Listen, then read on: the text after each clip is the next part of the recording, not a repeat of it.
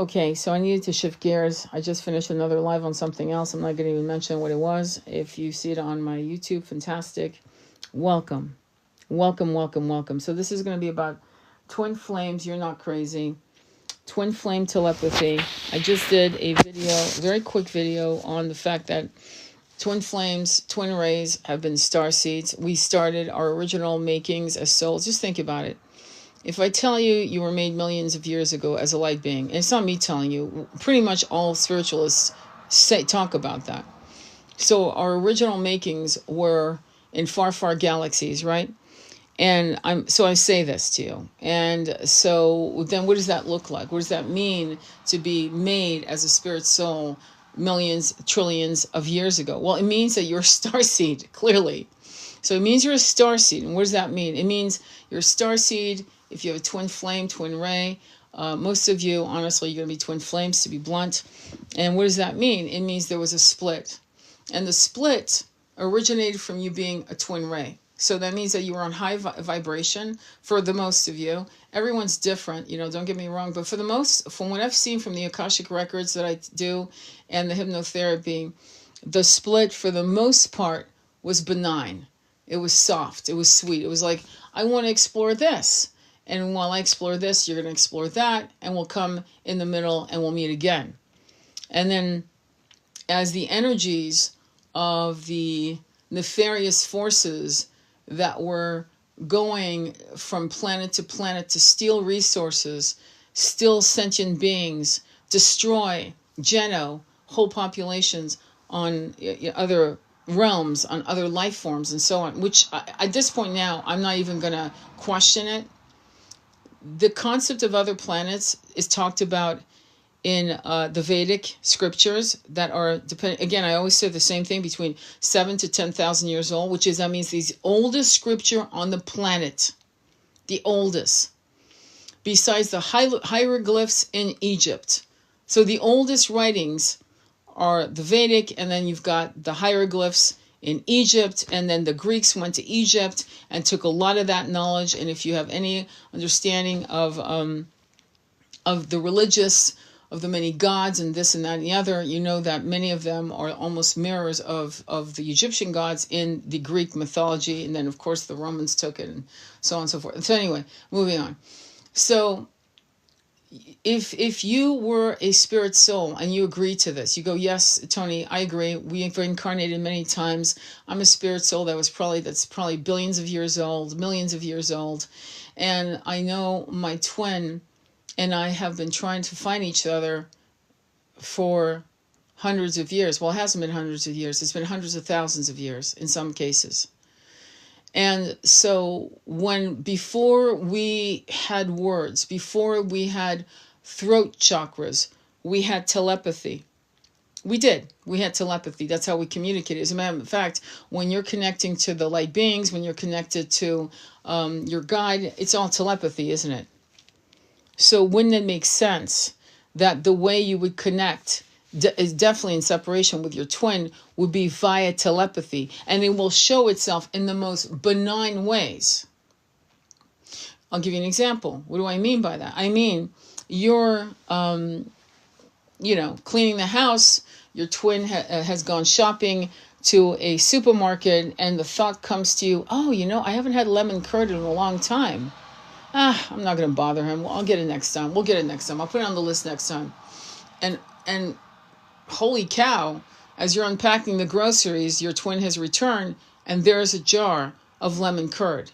Like silly, non-eventful moments that are very eventful. They're very important, because even though it showed itself in a sweet way. Well, here's your lemon curd, and you were thinking about it. You were thinking about your twin, and you were thinking, you know what? I'm not going to even bother. And here it is. There's the jar on the table, and you ask your twin, wow, how did you know? I don't know. I felt you, or I felt it, or I felt like you would like this. And sure enough, are they correct? Yes, you were wanting that lemon curd, and there it is.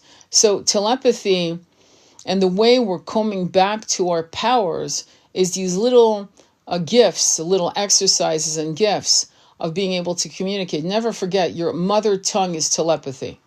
Your mother tongue is telepathy. And that is something you must realize. I mean, and the other thing you need to realize, I was talking to a client this morning, an amazing reading with this beautiful client, and I was saying to her, you know, you're taking for granted what you know. Like, do you guys realize, I'm going to ask you guys, because I want you guys to think about this. I just sit and think this, I'm not kissing your ass to say this to you, because it's real. Do you know how many of us actually believe what we believe with effortlessness? Do you realize that the kind of esoteric question that you and I have on these lives, right, are not the norm? Do you realize that maybe there's 100,000, well, you know, the official number is 144,000 of us at any given time. Do you realize that out of 8 billion people, they're not fucking kidding, 144,000 of us at any given time? It's a conveyor belt that never ends. When one dies, another one replaces, and so on and so forth, as it should be. Keeping the internal flame lit with this incredible, esoteric, ancient wisdom knowledge. And for you to listen to me, this is why I'm not upset and why would I be anyway? I'm grateful those of you who listen. And hopefully this can activate you and help you to spread the word in your own words, in your own way, with your own downloads, adding more information. Like I was listening to Shirley MacLaine about the book, her experience at the Camino, and her talking about ley lines and why she went there and what's important. And my very, very good friend, Dee Sunshine, who died in 2022, who went there, and we were talking about me going there with him, but it's intense. And I will be going there when I go to Europe. But what am I saying here? I'm saying that she was talking about ley lines. And the reason why she went and did the Camino wasn't about, you know, Catholicism and the saints that walked through it and the whole religious aspect. It wasn't that. It was the ley lines.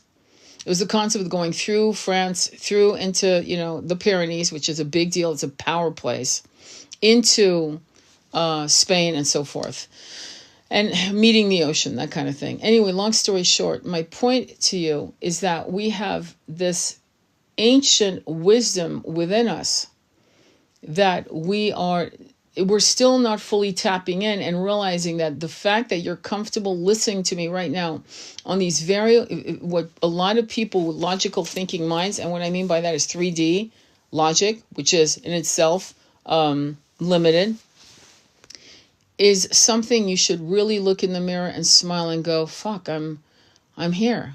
I'm doing this. I'm awakening. Holy shit, I'm actually waking up.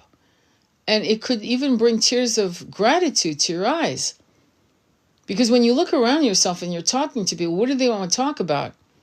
They want to talk about shit you have no fucking interest in. Because you want to know, you want to pursue truth, freedom, peace, and unconditional love. And the twin experience has activated that with a level of urgency that people probably won't even understand. But I understand it. You understand it.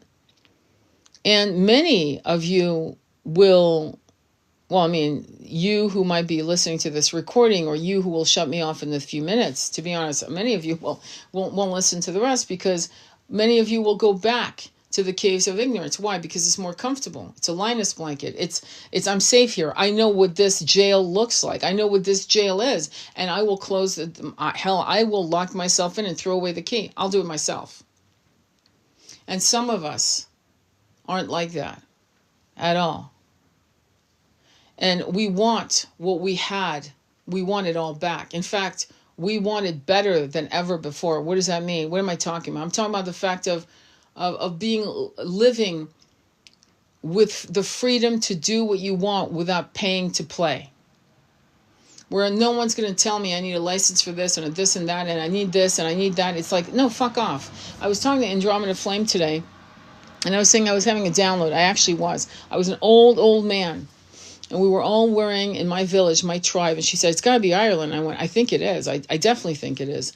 And I was wizened, old, you know, but tall, but still strong, 5'11", whatever, white hair, white beard, linen, flax, cotton, not cotton, wool weave, that kind of thing. And these people, and I can't give you what they were. She was saying they're probably the British, and I thought, well, that's probably true. And we were in a tribe, in a village.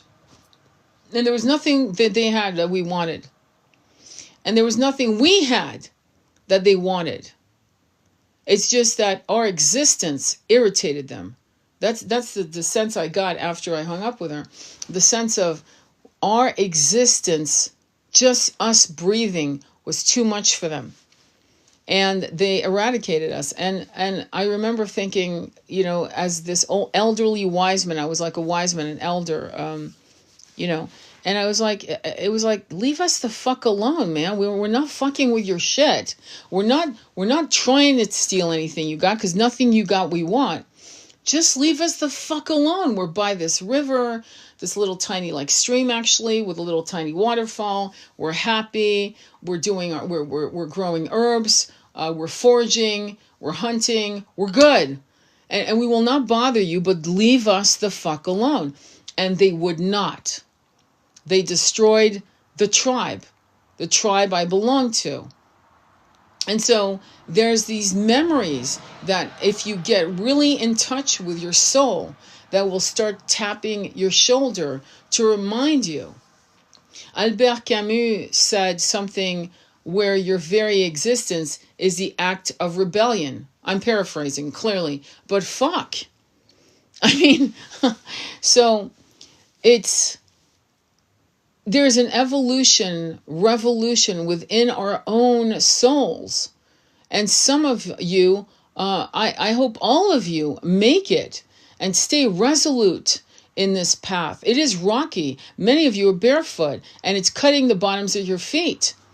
But feel the electromagnetic current of Mother Earth, Pachamama, Gaia, Bhumi. Feel her energy. Ask for her guidance. Ask for her strength to keep you marching ahead into the ascension. And in some of you, it will be painless. Many of you are young, and the journey is a short one for you. It will be a short journey. But for some, to be honest, we've been doing this for quite some decades. And it's been very difficult to be the lone wolf. Imagine being a wolf that can speak. Not only speak telepathically, but speak in their own language. It's shocking. Can you imagine? I mean, quite literally a wolf. And here we are. We've been lone wolves that kept our mouths shut, because to expose everything we knew and were was dangerous. Because it would be dangerous if a wolf actually spoke in English or French. They would capture it and they would test it. You know what they would do. But today, in this timeline that we are together, we can actually support each other and create tribes. And the grids of protection is something that we collectively create together. Meaning, when you raise your frequency to 5D, they can't see you, period. And I used to use this analogy a lot when I was up in the mountains in Northern California doing my healing circles, my retreats. I would say 5D. Right now, we're sitting in this room, or we're sitting on this mountaintop, and there are two men on horseback looking at the sun rising right here, right on top of us, probably. But they're looking at the sun rising, and they do not see or feel us, and we do not see or feel them. But there's something shaking, like a connection.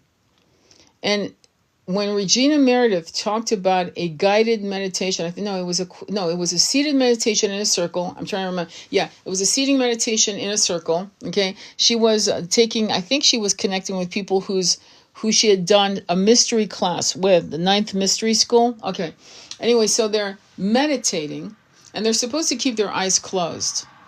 But you know how we are. We are spiritualists, but we have rebellious and thirsty minds. We're hungry for knowledge and understanding. And so they were all meditating. Imagine, I'll make it up, 9 chairs in a circle. And she opened her eyes, and 2 of the people had disappeared from their seats. When the meditation was done, when the gong struck to open their eyes, she had to come clean and say, "You weren't in your seats." And they said, "Oh no, we were in our seats, but we were blissing out." They were blissing out. And in blissing out, they had reached 5D, and in 5D, they had disappeared. They were still sitting there, but she couldn't see them with her 3/4D eyes, for example. Pretty amazing, right? And let me tell you something. This is not a woman that wants attention. This is not a woman that makes shit up just to make it up. She's got a lot of integrity and a lot of courage and a lot of power. She has a lot more psychic powers than she lets on. Trust me. I see it slip in and out of her conversations when she interviews people in her show, Open Minds. But she's the real deal. And there's a couple Achilles heel that many of us in the spiritual community have. We are not fucking flawless. This is something that, it's one thing to have a kook playing like a guru and taking you for a ride. And then you have to understand there's spiritualists that are in their integrity, in their light. They will fuck up and they will repair the fuck up. They'll actually go publicly and say, I fucked up. And they will say it. And then they move on. And the problem with the spiritual community is they don't forgive. You have to be flawless. You have to be perfect. And you will never then in that case learn from anyone if you don't realize that people are having the human experience with an open third eye. And that can be quite difficult because, to be honest, the high level light bringers and the high level souls that live on the other side of the veils, they can't do this shit for more than, they can't lower their frequency for too long before they're frightened of losing their consciousness. So if 5D, 6D, 7D souls can't do this, meaning, literally lower their frequency to 3D to like interact with us because it's so intense, it's oppressive. It's like holding your breath underwater for 2 minutes, and after that you've got to break free for air. If they can't do it, then imagine the souls that have incarnated from the time they were birthed out of the birthing canal, being diapered, fed, going to the programming schools, and then deprogramming themselves little by little by little. And how painful that would have been to get yourself deprogrammed from the collective brainwashing, calling it civilization and normalizing it, and calling people who are being deprogrammed cuckoo. It's not a joke. And what we're looking at in creating our communities, it starts out small with a little book club. Yeah, that's it. And you meet physically in a cafe, someone's living room, whatever. My God, it's not like they haven't made movies about the Jane Austen book club and that book club and that book club and again. So it's not like we don't know how to fucking do it, but no one's doing it to the level of urgency that needs to be done. Why? Because in that comes other people listening to other people talking in a circle, realizing, wait, I'm not crazy. I thought of this shit, and I thought I shouldn't ever say that. See, what happens, and the problem with people is that they're so afraid of not belonging, because when you don't belong in the ancient world, when you didn't belong in a tribe, if you didn't fucking just step in like the Spartans, right? If you didn't step in the line and you went, in the opposite direction, they would shun you. Lions go through that. Bachelor wolves go through that. Bachelor horses go through that. It's a process. It's an evolutionary process, right? But it's fucking lonely, and human beings are worse. We really need to belong to a clan. We're really bad at this. We're the concept of being alone is very few human beings do it for decades. Very few human beings want to do it. Very few human beings feel good in their skin doing it for a lengthy. That's why most people can't be celibate. Most people can't. But what's interesting, and what is very interesting, is that twins, for the most part, can. And it's not that they're frigid or were they ever frigid. It blows their mind. Like, they'll try to go back to their old tried and true, well, I'll just take a chick or a guy as a lover, it'll be fine. And they realize, no, it's not fine. They can't. It feels wrong, and they don't know why. So one of the interesting things about being a twin is that, and we've been accused of being codependent. The funniest thing is we're the most fucking dependent people on the planet. Once a twin has gone through the dark night of the soul, we are the most independent, non-codependent people you'll ever fucking meet, which shakes up the twin who was, playing all kinds of little mind games or fuckeries or fears, or fear of loving you, or fear of being vulnerable, whatever the hell happened to each and every one of you, because each and every one of you has a different blueprint. Let's be honest.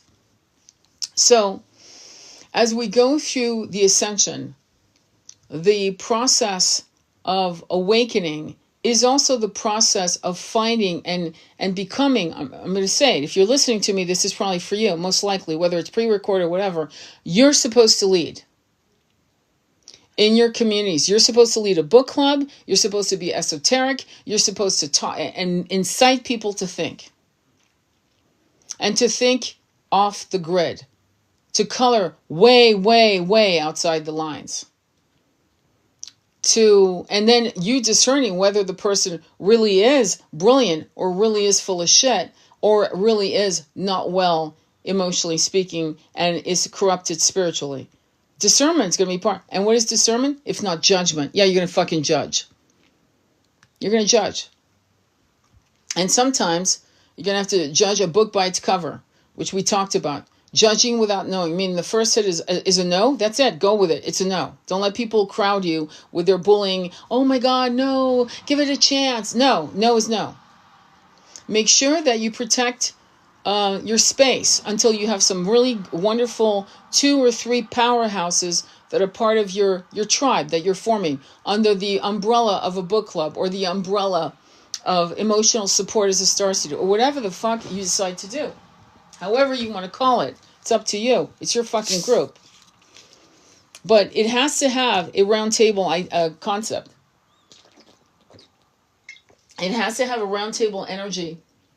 But remember, in the round table energy, there's still, even in the shadows, a leadership quality, meaning when shit gets pear-shaped, you got to be the leader that steps in and goes, yeah, because no one else will. People aren't used to calling shit out they're uncomfortable with. So you have to make sure they have an open door policy. Anyone can tell you anything. Because when people are, and you're supposed to make people comfortable to say whatever the fuck they want.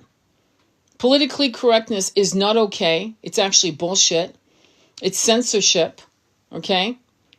But when somebody says something that they're not aware it might be offensive in any way, your job is to make sure you have an open door policy so you can talk about it.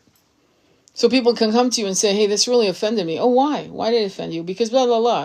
Okay, I'll talk to them.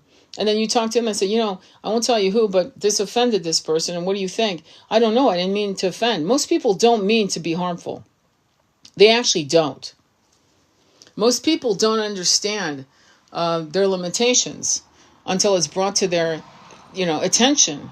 And the problem with our society is where it's like, don't ask, don't tell. Don't ask, don't tell. Don't offend. Don't say anything. It pissed me off. Don't say anything. Because people are terrified of confrontation. Confrontation. Confrontation is how you grow.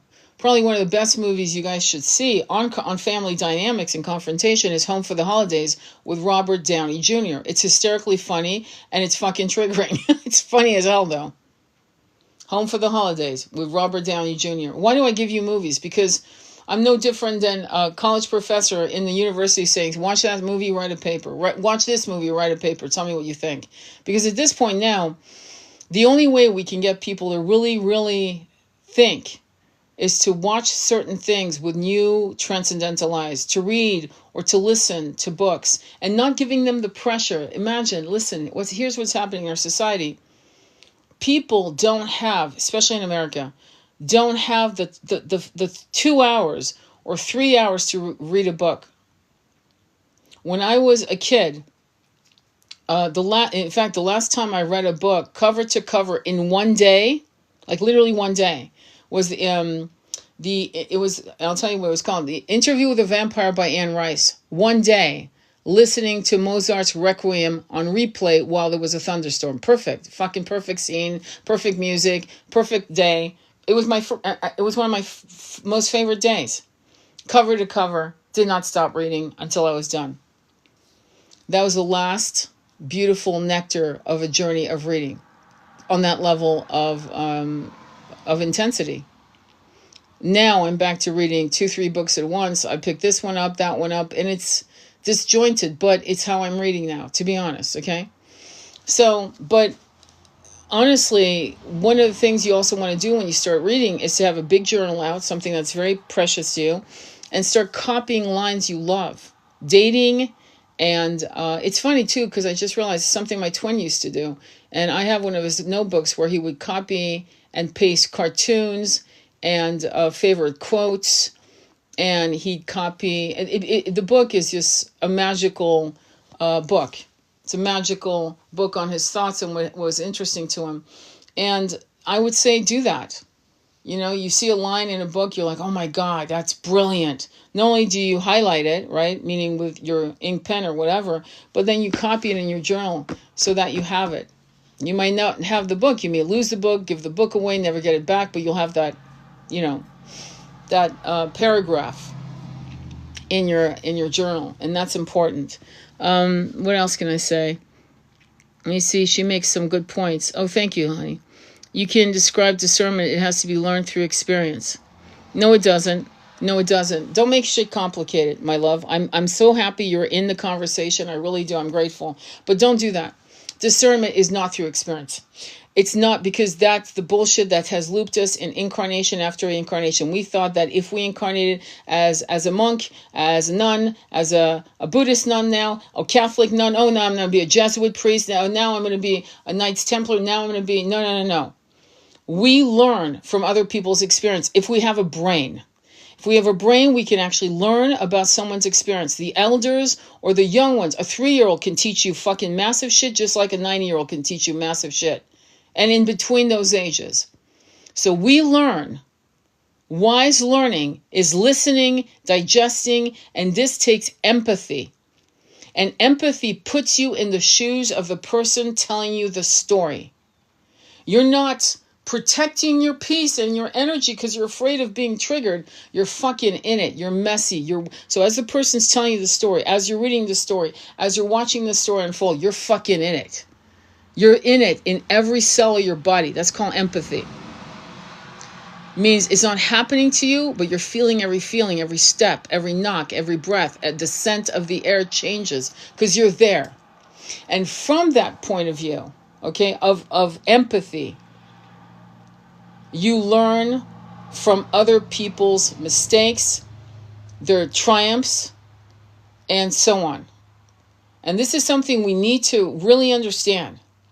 Because what I'm realizing as I get older and as I'm seeing, you know, a lot of wonderful stories out of the Akashic records, when I read Akashic records with people, is that I'm realizing how in our own naive humbleness, we thought that we needed to loop in the karmic loop of dharmas, that we had to be everything, that we needed to loop in the karmic loop of dharmas, that we had to be everything, every nuance, every experience, everything. And the problem with the washing machine of incarnation, the spin cycle of bullshit, we ended up getting denser and denser in dimension, and many of us went in full-on spiritual amnesia, aka we lobotomized our fucking consciousness, really, right out the fucking ballpark. And so after that, these incarnations started to have, they were mundane. There was nothing to learn. There was nothing to do. We would forget it, and then we would loop right back into an incarnation. One of the great stories that I heard, and I wish I could give credit, of a hypnotherapist that hypnotized a young person who was having trauma over wars or something like that. Anyway, he'd been an Air Force pilot, German, World War I, died at 18 and went right back into an incarnation into World War II. He wanted a body so bad. He couldn't stay in the ethers. He couldn't stay with his guides. He couldn't even do, he might have had a life review, but it was so quick and he went right back into a body. He couldn't, and that was what was happening to many of us. So are you going to tell me we learned shit from those experiences? No, we didn't learn shit. So the main aspect is empathy, self-love, self-worth. Am I worthy to go into 5D? Because many people, and I've said this many times before, is many people will not go into 5D, not because they're not good, not because they haven't done the work, not because they're not ready, because they don't feel worthy. And that is a problem. So when I met with the great-grandmother, right, and I can't say it here if I want this to be open to everyone, when I met the great-grandmother, she said, self-love is the key. And it sounds like, oh, you don't need to do that. There's t-shirts on that shit. I love myself and all that. No, but what she said was, this is the most important thing to master is self-love, self-acceptance. And there are thousands of books on the subject. I know. I mean, I didn't need her to tell me that. I get you. But the way she said it, the telepathic communication, the ascension light codes downloaded into me as she said it. It was like, it wasn't hearing the words. It was tasting the words, smelling the words, feeling the words. It was in every cell. It was rushing through my bloodstream. And suddenly, I was going to embody that in the best way I could. And then as you come out of these experiences, you collapse into the culture shock of being back in the world with the noise of civilization and the duties of bills and, the reckoning of what are your duties to yourself. And choosing to be the sacrificial lamb, to victimize yourself and choosing your duty as to what is expected of you, as opposed to being a savage in a moment and going, fuck all these, expectations, fuck all this, I'm leaving. And there are young men and women who have done just that.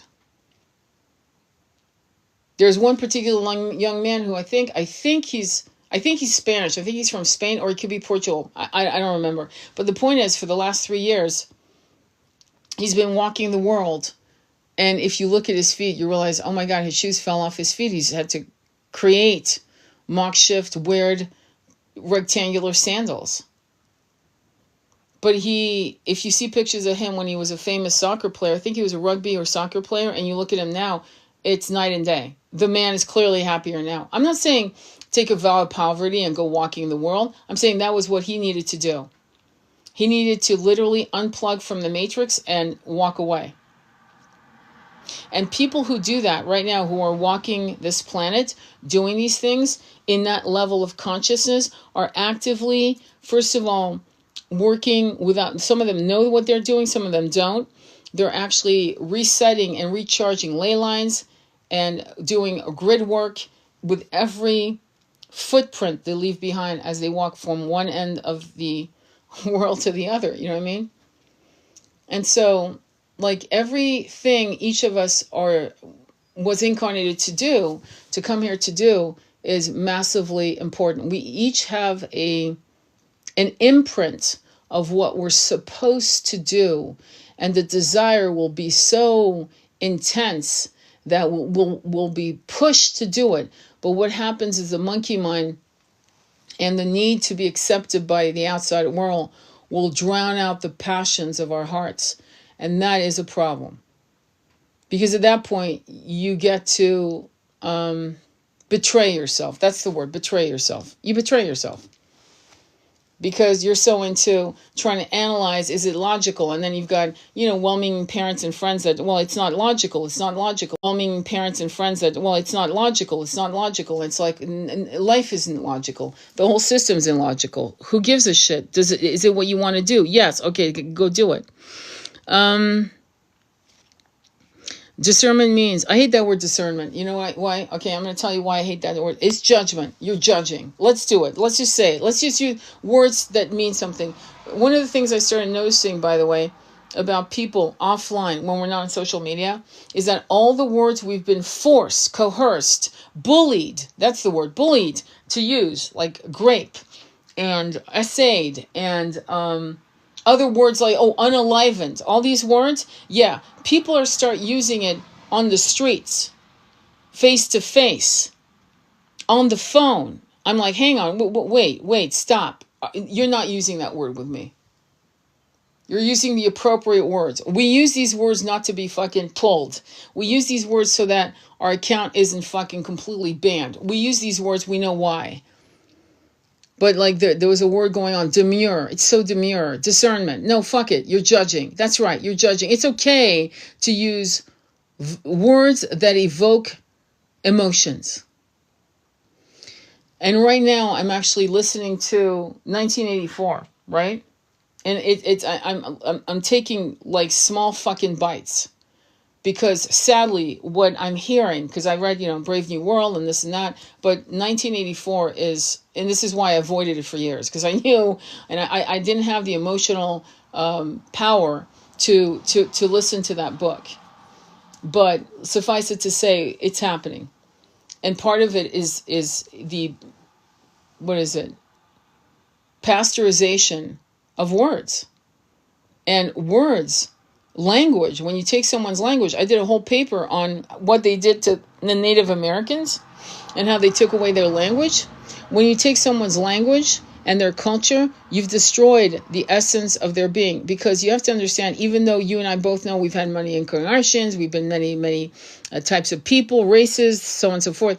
The truth is, okay, that when you're in 3D, which let's just say, okay, Native Americans were brought down to 3D by the colonialist system, right? So anyway, starting their 3D. So now they're getting their hair shorn. And they're told not to speak their language, beaten not to speak their language, and now then taken from their culture, right? It destroys a sense of self. It destroys a sense of purpose. It destroys self-love. I mean, it eradicates it.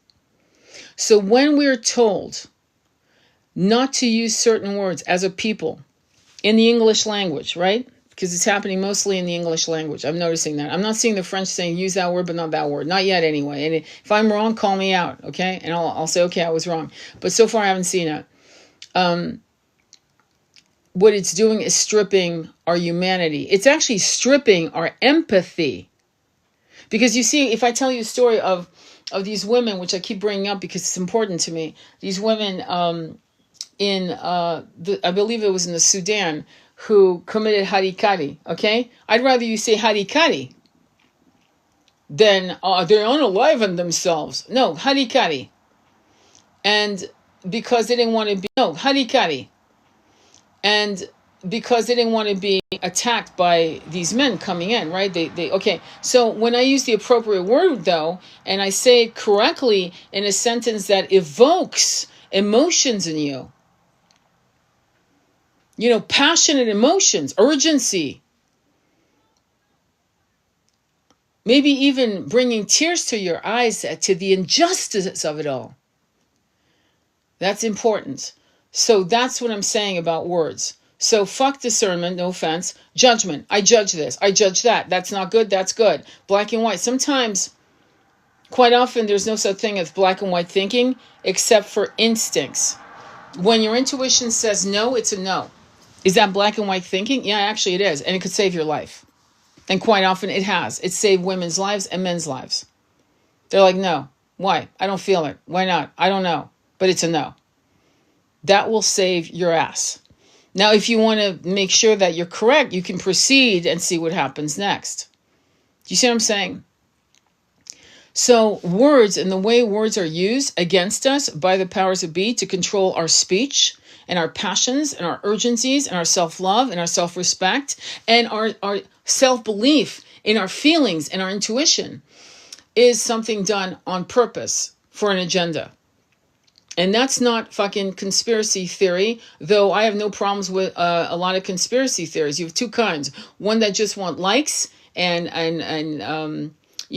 shares and this and that, and they're full of shit. And then some that are actually there to help the fucking collective. And you need to judge which one is which. Which one is which. And that means that you need to learn how to think and understand. And it's kind of like comparative religion or comparative literature. You compare. You go, okay, well, this religion offered this and this religion offered that. And okay, and there's a melding point here or there's a clashing point here. It's judgment.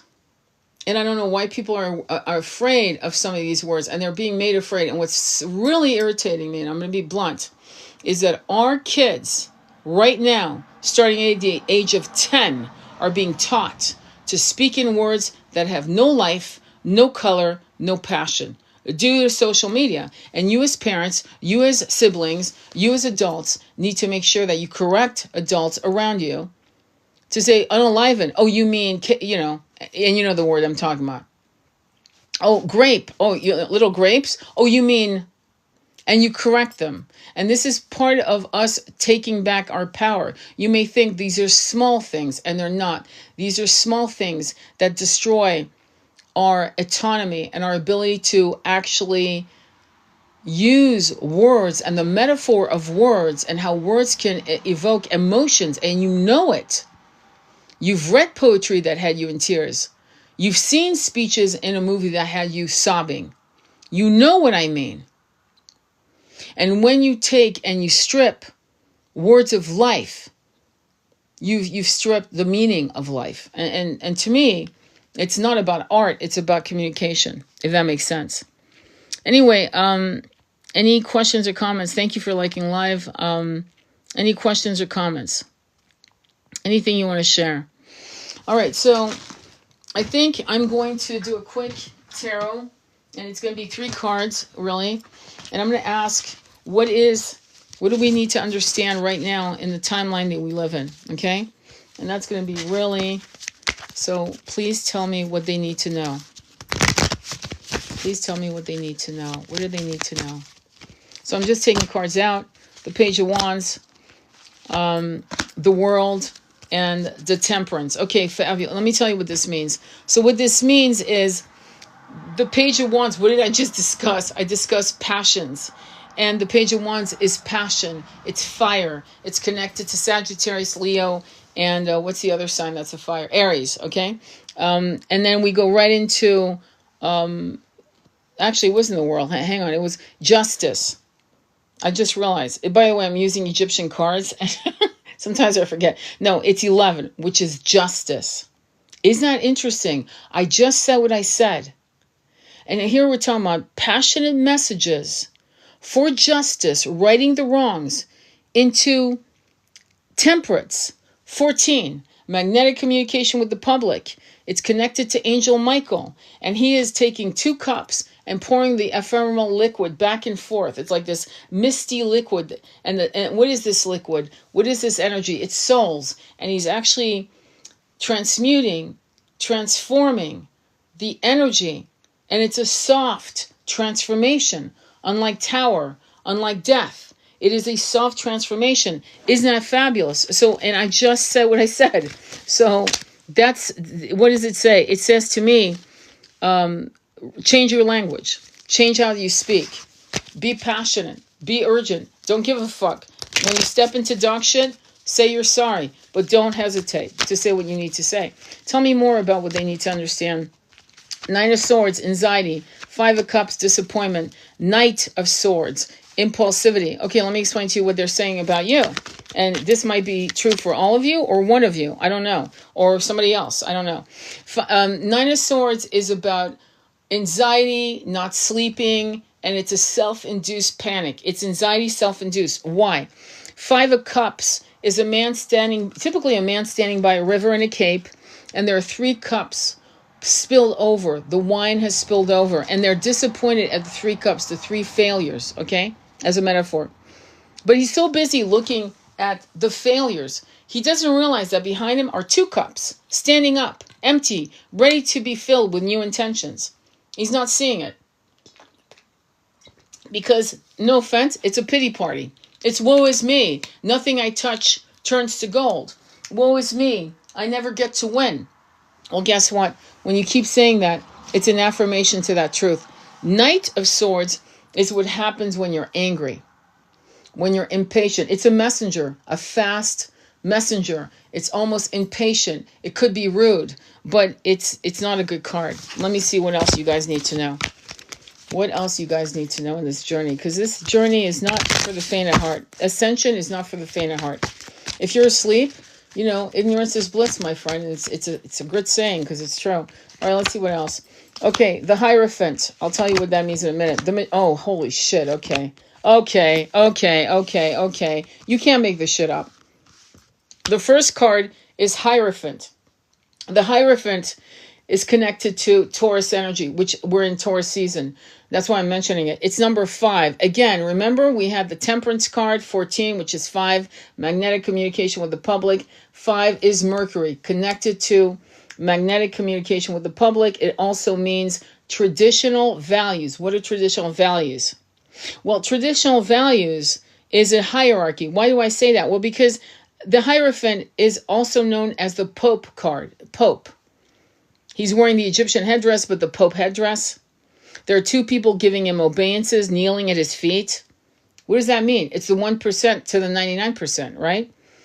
So traditional values means that. But it's funny because the Hierophant has a secret. What is that secret? The Hierophant is a high spiritual awakening. The next card is 1, Magician. Magician is connected to anything. On its table is the Ace of Cups, the Ace of Swords, the Ace of Pentacles, and the Ace of Wands. Passion, fire, love, truth. Amazing. And what it's saying to me as I see this on this table, because it's bringing my eyes to it. I mean, I see Magician card all day long whenever I do readings, but I'm seeing it for you because it's saying you can have it all of it. Spiritual abundance, material abundance, physical health, love. It's there. And then the last card is the 6 of Wands, the conquering hero. This is a card of a man on a horse, and people are celebrating his victory, and he's fought the battles to win the final war. What is the war? Ascension, the monkey mind, the 1%, the bullshit. And isn't that amazing that here it is, these 3 beautiful cards that really talk and speak to you about what you can, I mean, it's in the palm of your hands. All you have to show up to the appointment. What is the appointment? Keep meditating, keep chanting, keep reading, keep, connecting to what's happening and disconnecting it to create new earth. Does that make sense? And then boom, last card. And I usually don't do that. The 10 of Cups. What is the 10 of Cups? It's 10. It's the wheel of fortune. It's actually 1 plus 0 is 1. It goes back to 1, the Magician, connected to Ra, the sun, healing, clarity. 10 of Cups is emotional fulfillment, family, love, everything you could ever want. The kind of community you want, anything you want to warn them of, any warnings for them. The 10 of Swords, don't betray you. Isn't that interesting, the 10 of Swords? The 10 of Swords is a contrast to the 10 of Cups. The 10 of Swords is 10 swords in the back. It usually is betrayal from outside. Don't be surprised if people who you thought you could connect with, that you could rely to, be they siblings or lovers or parents or best friends you've known since 5th grade, whatever, are no longer part of your journey. It doesn't mean that you don't love them. It means that you can either stagnate your progress or keep going and keep sending them love, and the distance will grow longer and longer. The 10 of Swords is also do not betray yourself. Do not betray yourself. Anything else? Any last words? The 8 of Swords, fear. 8 of Swords is fear. Prisoner of your own mind. Fear. The monkey mind is a bitch, man. If you leave it on fucking... And then 7 of Pentacles. But what do I do? What do I do? How do I start this? What do I invest in first? That's the question. And then here comes the 10 of Pentacles upside down. Being afraid of not having enough. 10 of Pentacles upside down is fear. And loss. And sometimes you lose everything to gain the right things. It's fucked up, I know, but it happens. Tell me more about this. The 4 of Swords is healing from a grief. 4 swords, usually what precedes it. It's 3 of Swords is a broken heart, betrayal. 4 swords is I'm healing, I'm hurting, leave me the fuck alone, I need to heal. I can't take phone calls. The new word I can't stand that they're doing to shame people is bed rotting. I fucking hate that word. Bed rotting. It's even in the French language. And I'm like, what the fuck is going on? There's nothing wrong with reading books, having breakfast in bed, and fucking taking the day off from the world. Saying I'm not taking one fucking phone call. I might, have a mimosa, have a cup of coffee, a macchiato, have fucking food delivered to you. Don't give a fuck. Watch a movie. leave the world fucking behind. And I don't mean the Obama film. I mean, really, leave the world behind. I mean, I don't understand you bed rotting my ass. Anyway, tell me more. Page of Wands, speak with passion. Tell me more. And the devil is here. And no, hang on. Is that the devil? No, sorry. It's death. Again, these cards. It's 13. 13 is death. Scorpio energy. It's shit you don't want to fucking deal with. And if you keep holding on to things that you're afraid to let go, death is coming. Why? Because it wants you to stop holding on. 7 of Wands, fighting for what you want. 3 of Pentacles, mastery. It's mastering your monkey mind. This is really an energy that's fantastic. I love this reading for you because it's about mastering yourself. Anything else on the mastery of themselves. If you don't master yourself, the tower is coming. And so if you thought death was hard, the tower says, fuck off. You're not going to hold on. The light beings are saying, she's not letting go. Like, look, it's a white knuckle grip on that fucking steering wheel. Yeah, just pass her out. We're going to just throw the car off the fucking ravine. Fuck it. She needs to let go of everything. She needs to let go and know that in letting go, she is safer than in holding on to something that is actually burning her hands. And she's so busy holding on to crap, she doesn't realize or see the gold we're handing her. Or him. Anything else on that, please? 5 of Cups. But I'm disappointed. I never win. I just never win. 9 of Swords. I'm so pissed. I hate this world. I hate this life. 9 of Cups. Learn how to manifest. Learn how to create the world you want to live in. It's certainly not this one. Trust me. You wouldn't be here listening to me if it was. You'd be right now looking at fucking football or something else. So that's the thing. Realize that what you desire is not impossible. That there's no logical aspect to, well, it's always been like this. No, actually it hasn't. Why do I say that? Well, the pyramids, we thought they were this. And after these, I forgot exactly how they showed the filmage, the film of what's actually underneath the pyramids. This is like my 3rd time bringing that up to you. Look up Pyramid Giza and look up what's underneath the structures and tell me how these Egyptologists, these self-appointed gurus of Egypt who had such, in many cases, racist ideas and didn't know shit, how could they not know what was underneath that structure? And also, remember, there are pyramids all over the world. That means there are pyramids in the Atlantic Ocean. They have found pyramids in the Arctic. At least one that I've seen actually a picture of, a viable picture. Why do I say that? Because it was a picture taken in the 1900s, like 1912. Or this guy that went in and suddenly they shut it all down and they got kind of freaked that we would have access to it. My point is, magic is here. Magic has always been here. But we were taught by orthodox religions that magic was not possible. It was not logical. And now, for us to co-create a new earth, we have to tap into the innate magic that we embody, always have. Imagine being a genie in a fucking bottle. That's been you and me. You and I have been a genie in a bottle all along.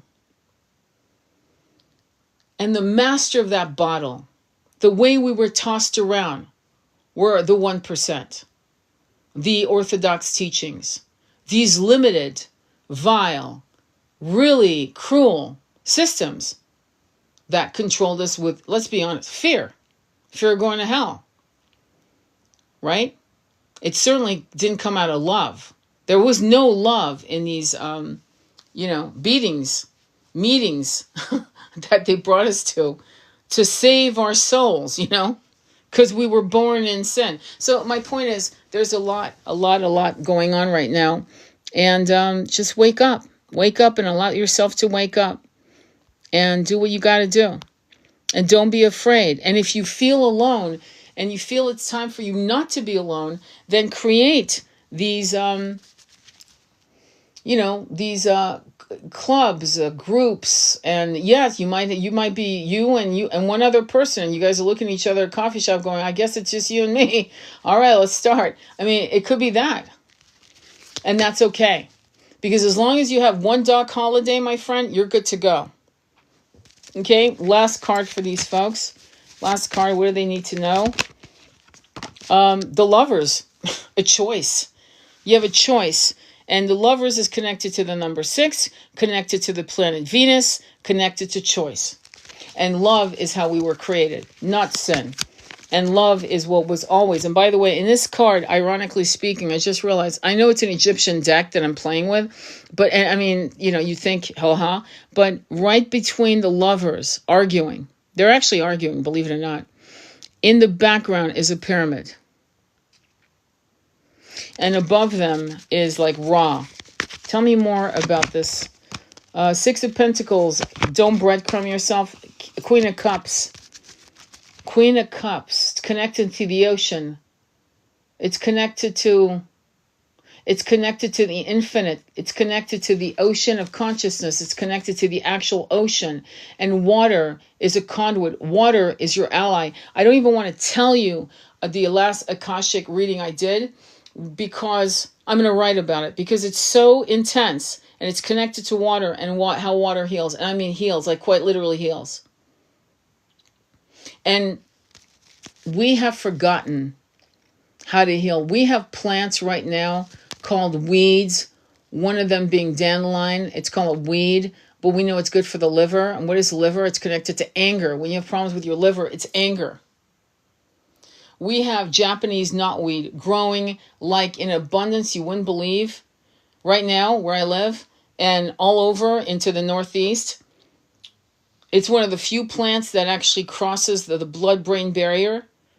It's called Japanese knotweed. It's sold as resveratrol, an antioxidant, used in beauty products and so forth. And it's attacked like a weed, when it actually is one of the master plants that helps you with Lyme disease. For example. So we have forgotten, and we've been made to forget. Did you know that in England, you're not allowed to grow Japanese knotweed? If you actually grow it, you will be fined. A plant that is healing, you will be fined. You believe that shit? Believe me, they're not here to help us, okay?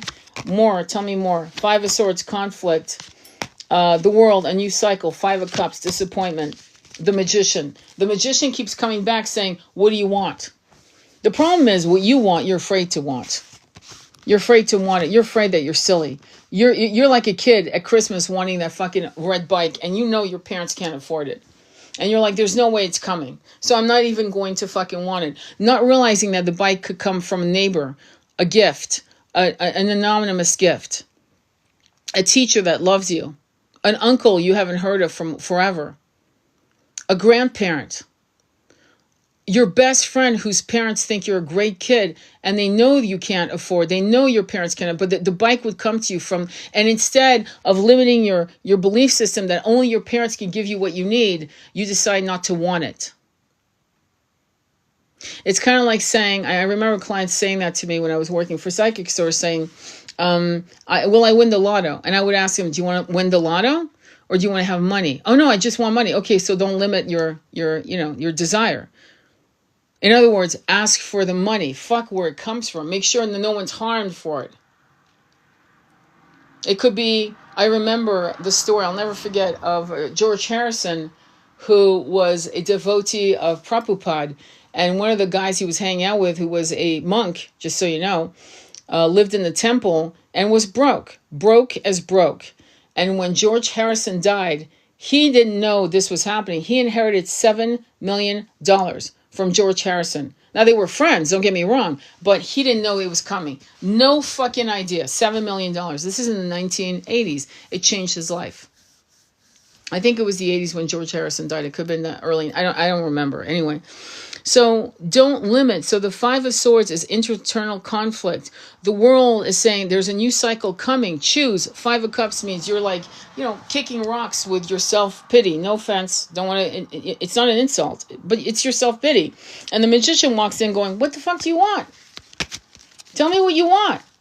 It's like you and I being at a restaurant. I've ordered my meal and you're still belaboring the fucking menu. And the waitress, are you ready to order? And you're like, I don't know. I'm not sure. How do you want a cheese sandwich? Do you want fish? Do you want a steak? Or do you want a salad?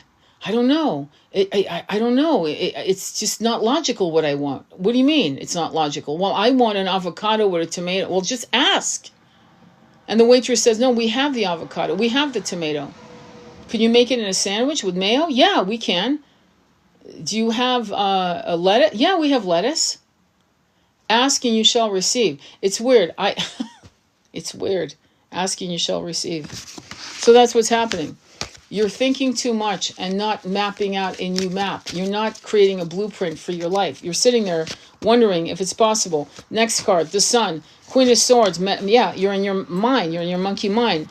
And the Queen of Swords is air energy. She's sitting there in her mind. And the Hangman is upside down. He wants to move, but he doesn't know how to move. And yet they're saying, master yourself. Three of Pentacles. Knight of Wands, exhaustion. The World is saying there's a new cycle. The Six of Cups is something returning back to you. It could be something returning back to you into you mastering yourself when you were first made, or in a moment in an incarnation, whether it was in this planet or other planets and dimensions where you were in your best self. And this power is returning to you. And you have to learn how to get it back. Eight of Pentacles. Tell me more. But yet you're still dealing with the broken heart. You're still looking at your pain. I'm not saying don't look at your pain. I'm saying give time for, make an appointment with your pain, just like you would with a psychiatrist or psychologist. You say, okay, at 5 o'clock on Thursday, I meet with my pain. Aside from that, we're not meeting. Unless I need an emergency session with myself. I'm actually not being funny.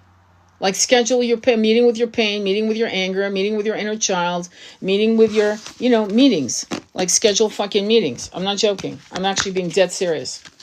Because if you drown in your pain in a slovenly way, then you will never, it'll be a quicksand. You're not getting out of that, I'll tell you. Any other messages? Eight of Swords, prison of your own mind. Three of Cups, into Ten of Swords, into, oh yeah, there's triangulation. I don't know why I'm saying that, because this doesn't read like that in a classical tarot. I'm just telling you that now.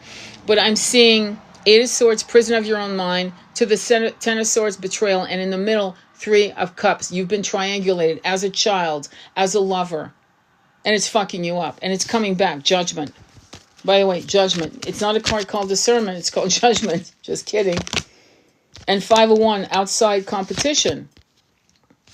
Into, oh, gloss. Hang on, okay?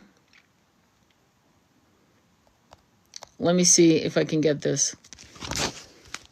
Oh, Lord. I'm sorry, but they're making me try. They're doing these stupid objects, and it's really annoying. Okay. All right. They're getting AI to give us these weird images that are so weird that you're lucky if you can figure it out. Okay, so Five of Wands is outside competition, and the last card is Four of Wands, celebration, marriage. Four of Wands is 1111, connected to the twin flame story. So, yeah, you're dealing with the triangulation. Maybe you were the scapegoat. Maybe you were the golden child. Maybe you were both. Don't think it doesn't happen. You're taking different roles. And then it carried itself over with your twin, if you have a twin or a lover. And you're still healing that shit. Let me see what else. I'm going to ask one last thing because I really need to understand what's going on with you. Tell me more. Eight of Pentacles, learning new things. Page of Cups, love coming from the infinite conscious of the ocean. Messages for you. Four of Pentacles, you're holding on to your bullshit. You're holding on to what you know. Well, I don't understand. You're not comfortable with new knowledge because it's actually literally destroying the foundation, false foundation of what you were taught to believe in. Four of Pentacles is holding on. Eight of Wands, traveling, fast-moving communication, fast speed. Two of Wands, you've got the world in your hand and you're stagnant. Again, stagnant. Make a choice. The Magician kept coming up saying, what do you want? Tell me more, please. Knight of Swords, impulsivity. And then listen. You cannot be impulsive unless you are completely connected to the divine. How do you do that? If you meditate every day, you chant every day, you do your pranayama every day, you're connecting to nature every day. There's no excuse now. The weather is good. I don't give a fuck if it's raining. Go out there barefoot and walk in the grass barefoot. You'll clean your feet in the bathtub later. The thing about it is, impulsivity, like the Knight of Swords, is not what we want. Okay? We want impulsivity when you are completely connected to the divine and you know it. You know it. And at that point you're like, oh my God, I got a plane ticket to Morocco. I got a plane ticket to Portugal. It's a one-way. Go. But go. Just go. And you go. And you didn't know this until you land and you start meeting these amazing, extraordinary people, and you go, oh my God, I had divine appointments with these people. This was a soul contract before we were all born, that we would meet on this land, on this soil, in this timeline. Imagine if you had not gone. So impulsivity connected to divine connection, right, is no longer impulsive. It's divine urgency. It's like, oh yeah, I gotta go. Love you all. Bye. I'll see you. I don't know when I'll see you, but I'll see you. Get me on WhatsApp. I also have Telegram. Call me. Definitely don't do Signal. Just kidding. The devil is here. And to the Knight of Swords again. Yeah, this is not good. The devil is addiction. It's connected to addiction. You know what the addictions are. Okay, you know it for yourself. The addiction can also be ruminating. Logically ruminating. I had a client for like almost 5 years who would ruminate over love. Ruminate over should I or shouldn't I? And I'm gonna tell you something that's heavy. When you want a marriage, right? When you want a marriage, you don't go to pole dancing clubs and strip clubs to meet your future wife, unless that's what you're into. And some people are, don't get me wrong. But if you really want a woman that has a certain set of, I don't know, moral values, different ones, okay? And again, I do not denigrate women who do that, trust me, at all. In fact, I support them. Okay, when I was a kid, just on the side note, I'm going to drop this in, I knew a couple women when I was 20 going to Mustang Ranch to make money for the year, okay? So, and if you guys don't know what that is, it's a famous place, brothel in Nevada, okay? So I'm not against it, okay? I have my own moral values, but these women are still good women, okay? But my point is, if a man wants X, Y, and Z, you don't go there. You don't go there.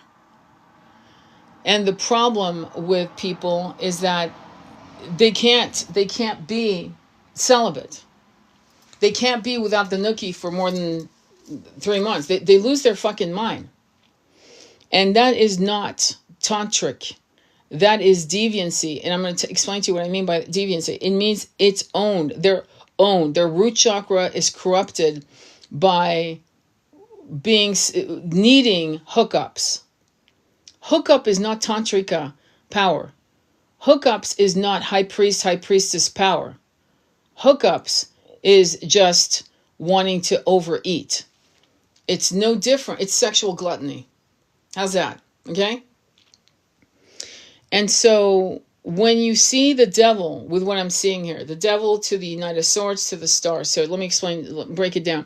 So ruminating over second guessing, you have to ask yourself, you got to be like radically honest and say, did I put myself in this situation and now I'm disappointed with the view?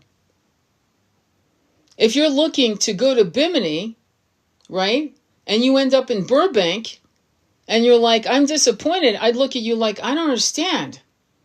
We talked about Bimini, but you ended up at Burbank. How can you be disappointed in the view? You settled. So how in the fuck are you mad? Now, if you booked a flight to Bimini and they landed you in Rome, I could see you saying, well, what the fuck? I didn't pay for this. That's different.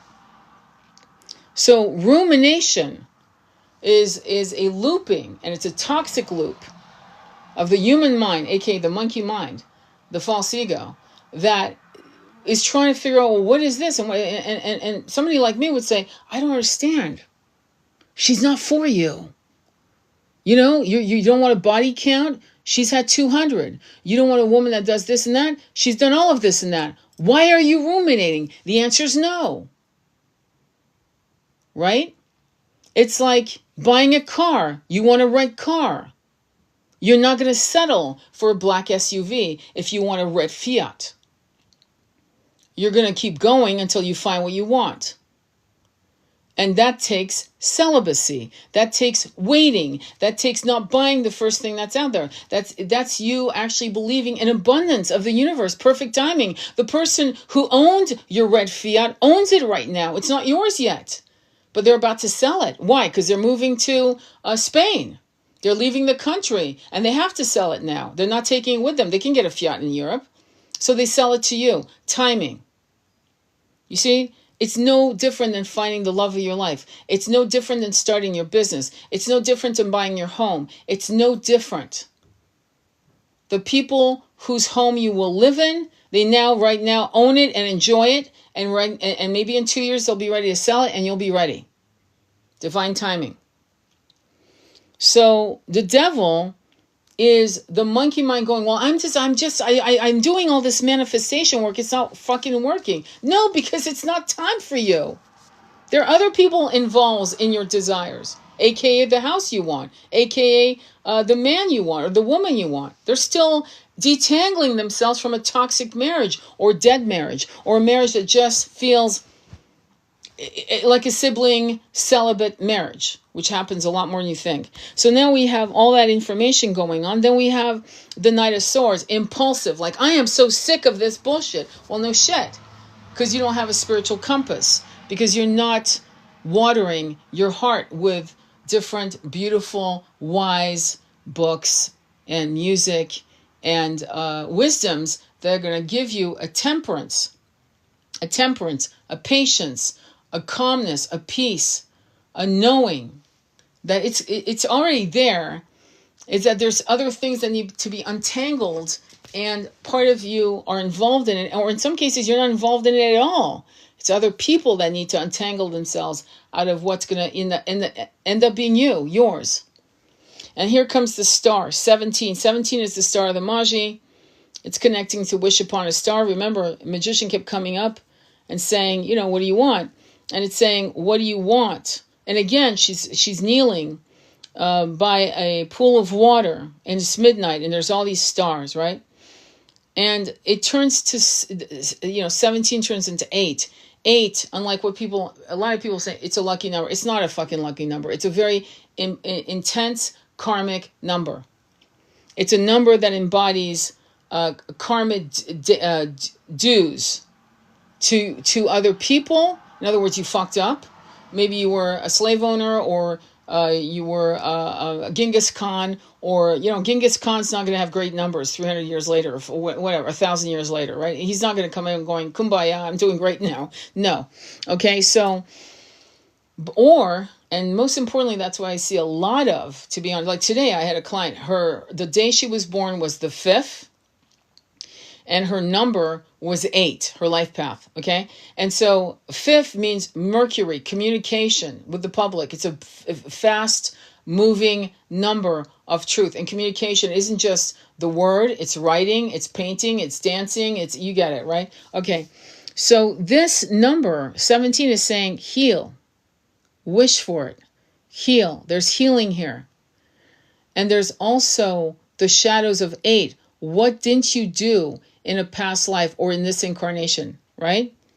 It reminds me of Bridge of Madison County. I don't know if you ever saw this movie, Bridges of Madison County, when she's holding the doorknob and it's raining. So you see Clint Eastwood, and I forgot the actress's name. I forgot her fucking name. But anyway, for 2 days, they become lovers. They're eating. They're on the farm. Her husband left with the 2 kids. And the next thing you know, there's a crossroad moment. Should I leave my family and husband to be with him? And she's holding her hand on the doorknob of the truck of her husband, because ahead of her is Clint Eastwood in his truck.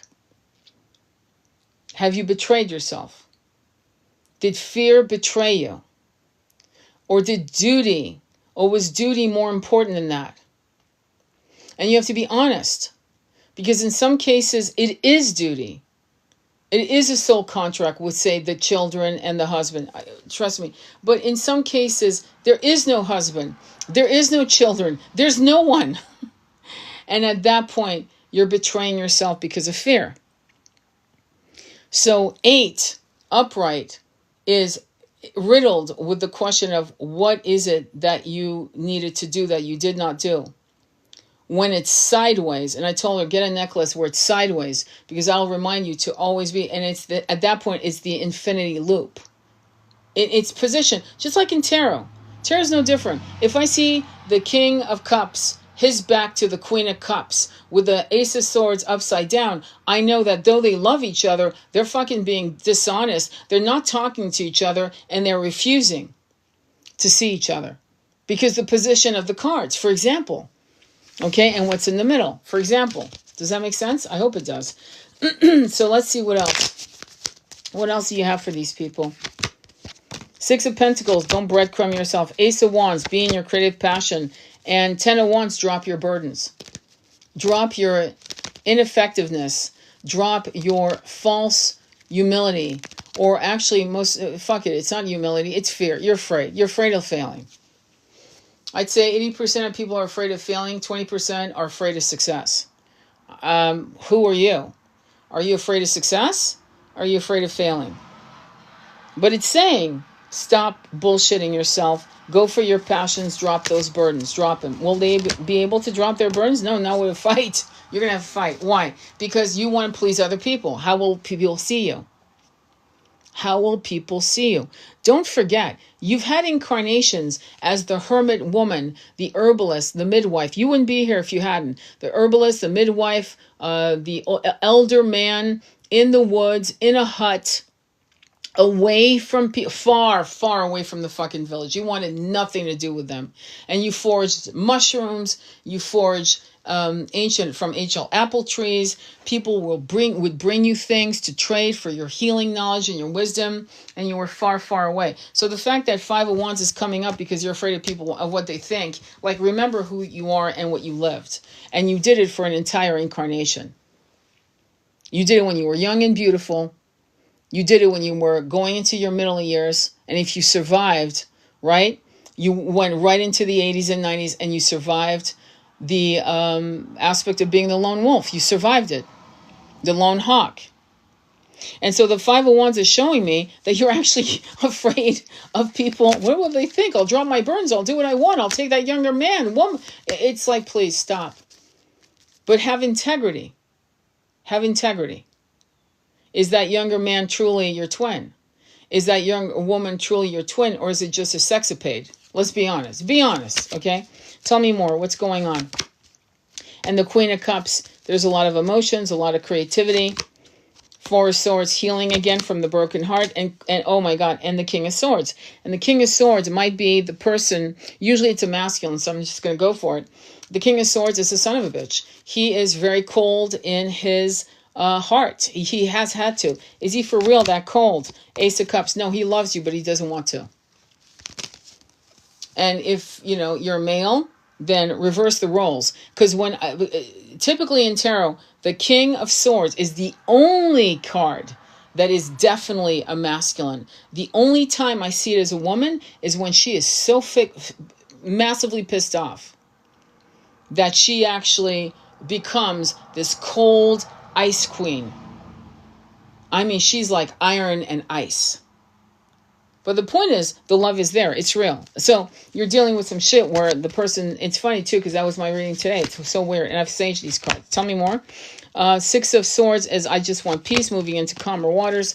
3 of Cups. Tell me more about the 3 of Cups. 3 of Cups is celebration, union, into the 4 of Wands, 11-11. 3 of Cups means a lot of things. Third parties, drinking. I swear to God, it means a lot. So you have to look at what's around it. But in this case, I'd say no. It's a fucking thumbs up.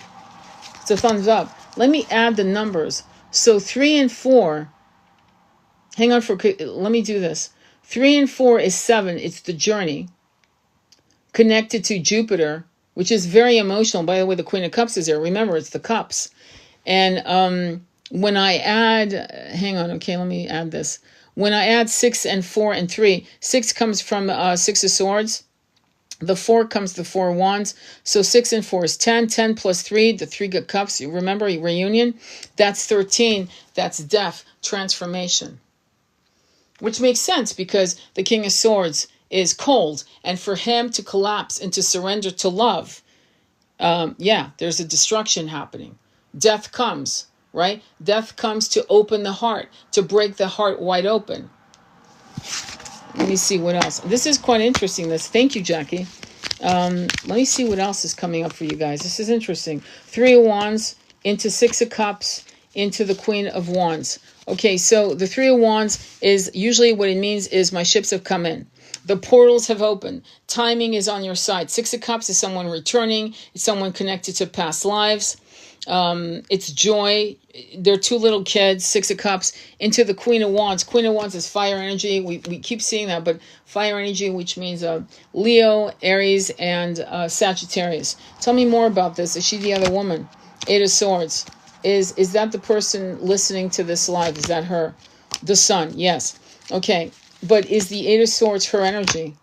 The 7 of Pentacles. Yeah, here's the thing. I love this. I love this. Because sometimes I'm with twin flames, right? We've established the fact that they're twins, right? So they come back to me for readings like the energy of the male and blah, blah, blah. And sometimes after like the 3rd or 4th reading, when, they know me, I know them, and so on, I'll ask them, listen, let me ask you this. If he called you right now and said, come on, let's go, let's do this. Are you ready? They pause, which doesn't surprise. They pause and say, no. I go, no. So why are you pissed that he's a runner? Because if he turned around and said, let's do this, pack your shit, baby, we're going. You're not ready. I go, well, then work on that. Because if he actually said that, you're not. And so what that energy, though, because if he actually said that, you're not. And so what that energy, though, it's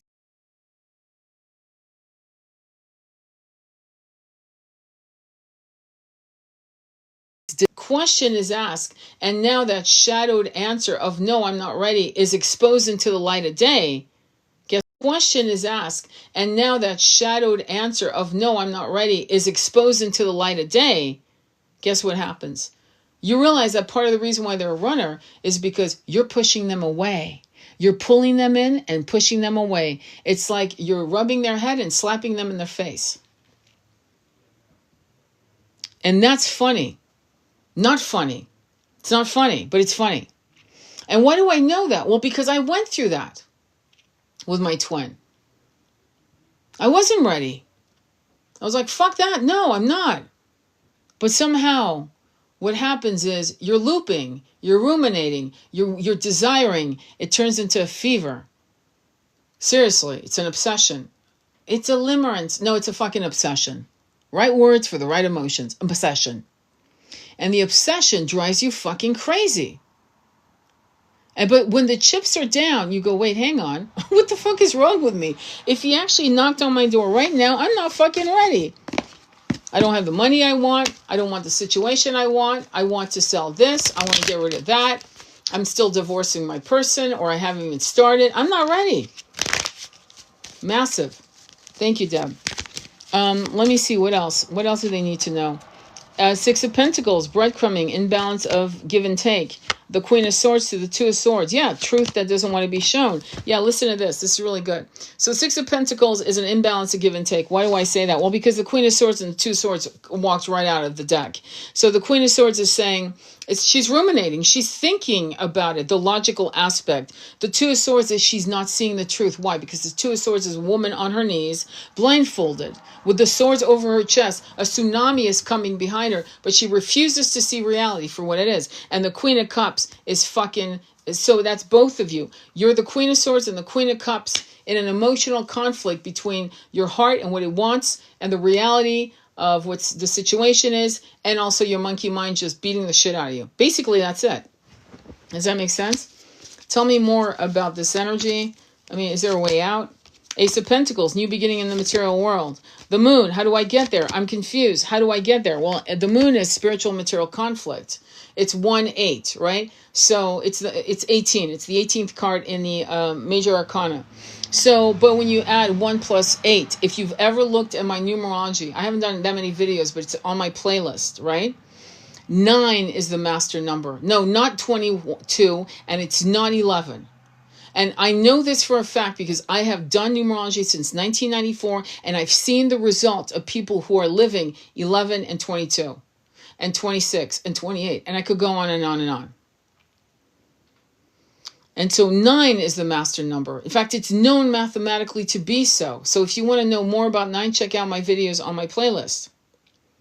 So here we've got a new beginning, and you're saying, how do I do this? The moon. I'm confused. What do I do?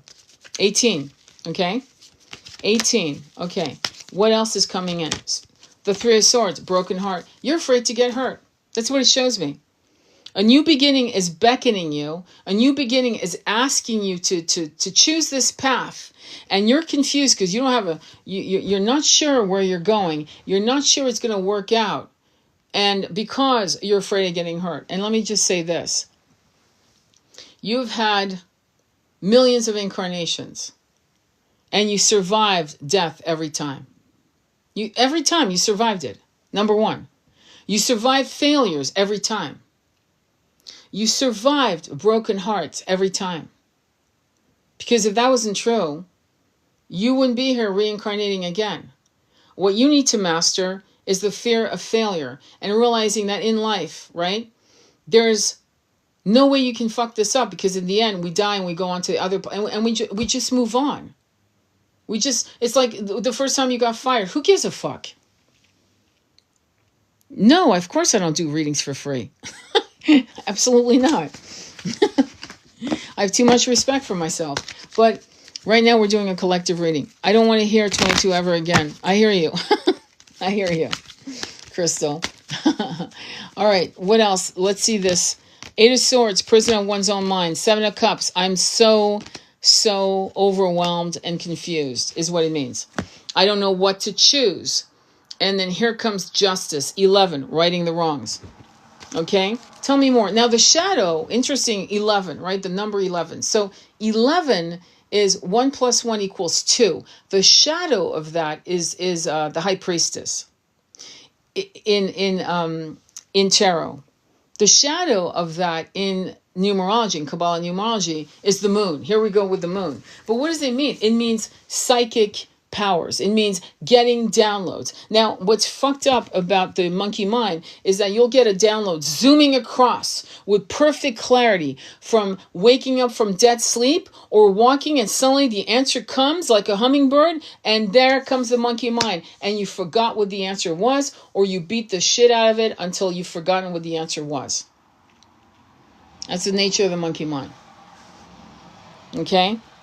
Tell me more. That's why you have to voice note yourself. Oh my God, hang on, where do a piece of paper, because your mind's so frazzled. You have a fucking phone. Fucking videotape the answer. Record the answer. Text to voice, voice to text the answer to yourself. Like, email yourself, text yourself. Immediately.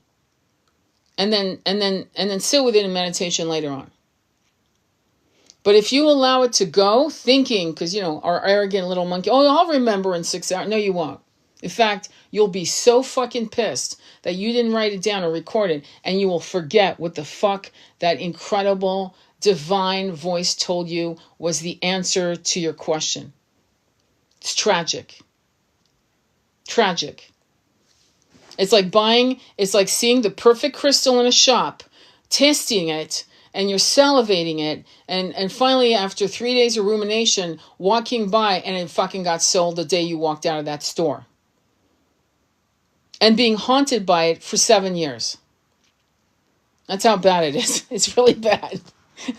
Anyway, let me see here. Tell me more about this energy. So the Knight of Pentacles is a slow-moving energy. It's assured. It's like Aunt Melba sent me a check for $10 million, but she put on a 47-cent stamp and she sent it snail mail because she's 90. She doesn't know. And you're like, what?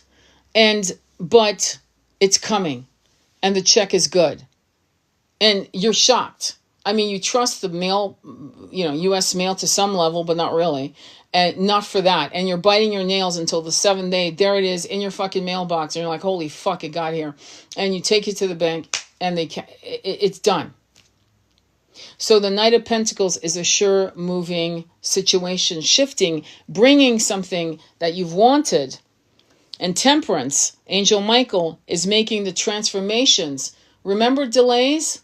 Remember the delays I talked about? I said when you have a delay, it's because there's all kinds of other things going on. You can do all your manifestation all you want, but you have to also trust timing. So that's what Angel Michael is doing. He's saying, it's coming. I'm transforming the playing field so that you win this. So it's a sure thing. It may take 2 years, but it's on its way. As a matter of fact, it's already been written in the Akashic records. It's already written. It's an option. However, if you decide that it takes too long and you decide that you don't believe in this shit and you say, oh, fuck this shit doesn't work, the whole fucking movement shuts down and implodes. But if you believe in the divine timing, here comes Angel Michael doing the transformation into the Ace of Wands. Passionate, creative new beginnings. So it's belief. It's belief. Does that make sense? Tell me more about this, please. And Seven of Swords. Tell me why the Seven of Swords is here. Ten of Cups. Tell me why this is here, please. Page of Pentacles. Okay, so Seven of Swords next to the... Okay, it means lies. It means denial. It means an emptiness. Tell me more about the Seven of Swords. Tell me more. The devil. Oh, of course it's the devil. Okay, so let me go back. So you want this creative new beginning. But here comes the Seven of Swords, which is a liar, a thief in the night. When I say this is the monkey mind, am I correct? The lovers. Yeah, it's the inability to make a choice. So Seven of Swords is denial, lying to the self. The devil comes in, rumination, self-doubt, self-sabotage, I can't pronounce it, I can't talk. When you procrastinate, and here comes the lover saying, make a fucking choice. You want the Ten of Cups. We're here to offer it to you. Ten of Cups, again, to remind you, emotional fulfillment, marriage, commitment, happiness, everything you want. I mean, everything you want. Page of Pentacles is the messages coming into the material world to say this can happen. Tell me more. The Hangman, seeing things from a different angle. Yeah, wow. I'm looking into the Two of Swords, into the Chariot. So the Hangman is seeing things from a different angle. And the Hangman is a very interesting position because the Hangman is hanging upside down, but he's not uncomfortable. And he's able to see things from an eagle's eye view. But there is this stagnation that wants you to learn more about your situation. Like learn. And it's funny because the top of this video that I'm recording with you guys is I said, learn, read, do all these things. Into the Chariot. Chariot it means a lot. It means, it's Cancer energy, it connecting to travel, speed, this and that. But for me, the Chariot also means stagnation. If the animals, because it's being pulled by lions or horses or whatever the hell the card you sees, the illustration. But sometimes it feels like the horses have stopped and one is going left and one is going right, which creates tension. Nothing is saying, nothing is happening, right? And this is the monkey mind. Yeah, that's what it is. I'm getting the download. So the Chariot for you is similar to the Strength card, which I'm not getting in this. I haven't gotten the Strength card for you at all. But it's the fight between the ego and the soul. It's one part of you going this way, left, and the other part of you going right. And there's no real, happening. Tell me more. And here we go with the Five of Wands again. Tell me more. Five of Swords again. Tell me more. Okay, 5 is 10. But Five of Wands is outside distractions, competition. Five of Swords is mental. It could be a fight. I think that's what it is. You're afraid of asserting your voice. You're afraid of asserting what you want. You're afraid of what people will think, and you're afraid of a fight. And in the end, it's saying Ace of Pentacles, a new beginning. You've got 2 aces on the table. That's fantastic. Tell me more about this energy. Into the King of Swords. Yeah, dealing with an energy that is very cold, that's breadcrumbing you. Could be your father. It could be, well, it's a King of Swords, or it could be an energy. It could be the way the system, the way your life is been built around an infrastructure of belief system, a patriarchy. And I don't mean that in a mannish way or a masculine way. I mean that more in a sense of there's no magic. You know, patriarchy, matriarchy, toxic matriarchy, patriarchy is very dense, very clunky, very heavy. And this King of Swords is making everything just so hard because it's a calculated mind. 2 + 2 must equal 4. It's always been this way. How can you change this? 2 of Cups is 2 + 2 must equal 4. It's always been this way. How can you change this? 2 of Cups is the alignment between the soul and it isn't someone else. It's you and you connecting in partnership, your soul and your ego. Maybe your ego finally becomes the servant to your soul. There's a beautiful partnerships. And 6 of Pentacles is, well, you know, it could be breadcrumbing. It could be mercy. What does that mean here? The Moon. Not knowing how to handle a change in giving and taking. Boundaries are being asked to be created. Boundaries. Into the King of Pentacles. The King of Pentacles is a very grounded energy. Into the Magician.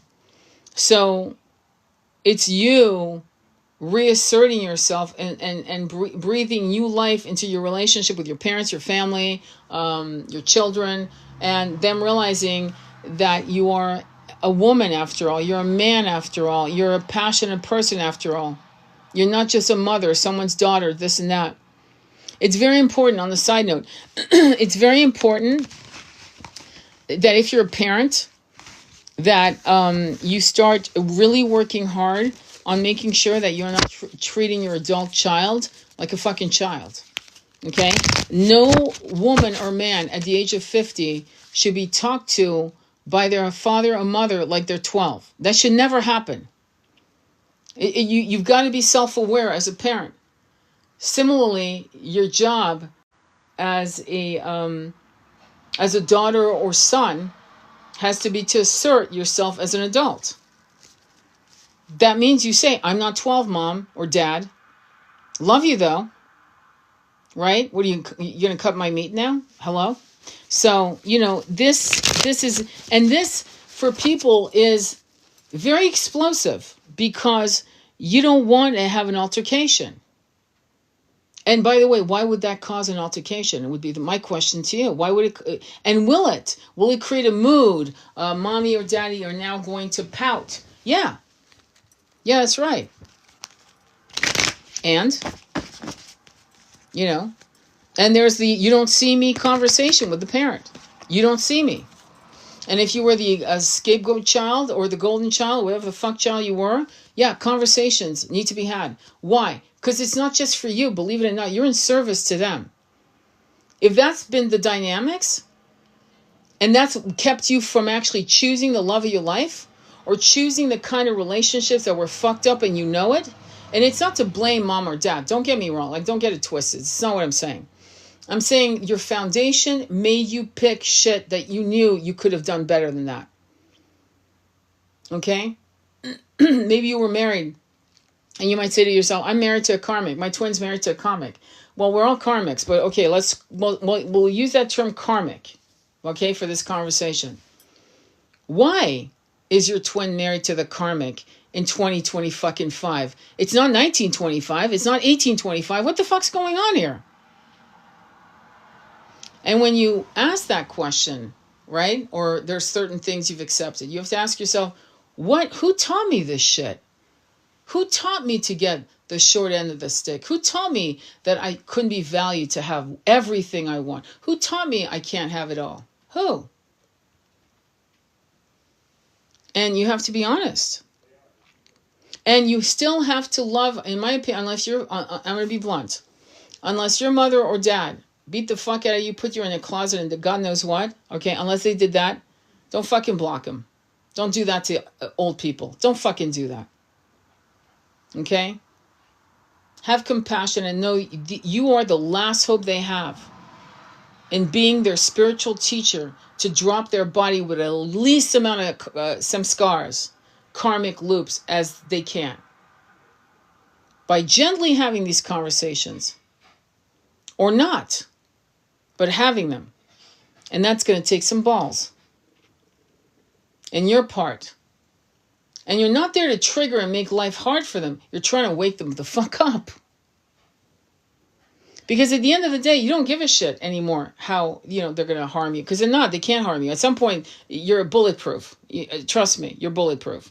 So what you're doing this for is for it to clean karma between you and them and other people, and them in their next incarnation. That's actually why you're doing it. So let's double all the way back to the beginning of this reading.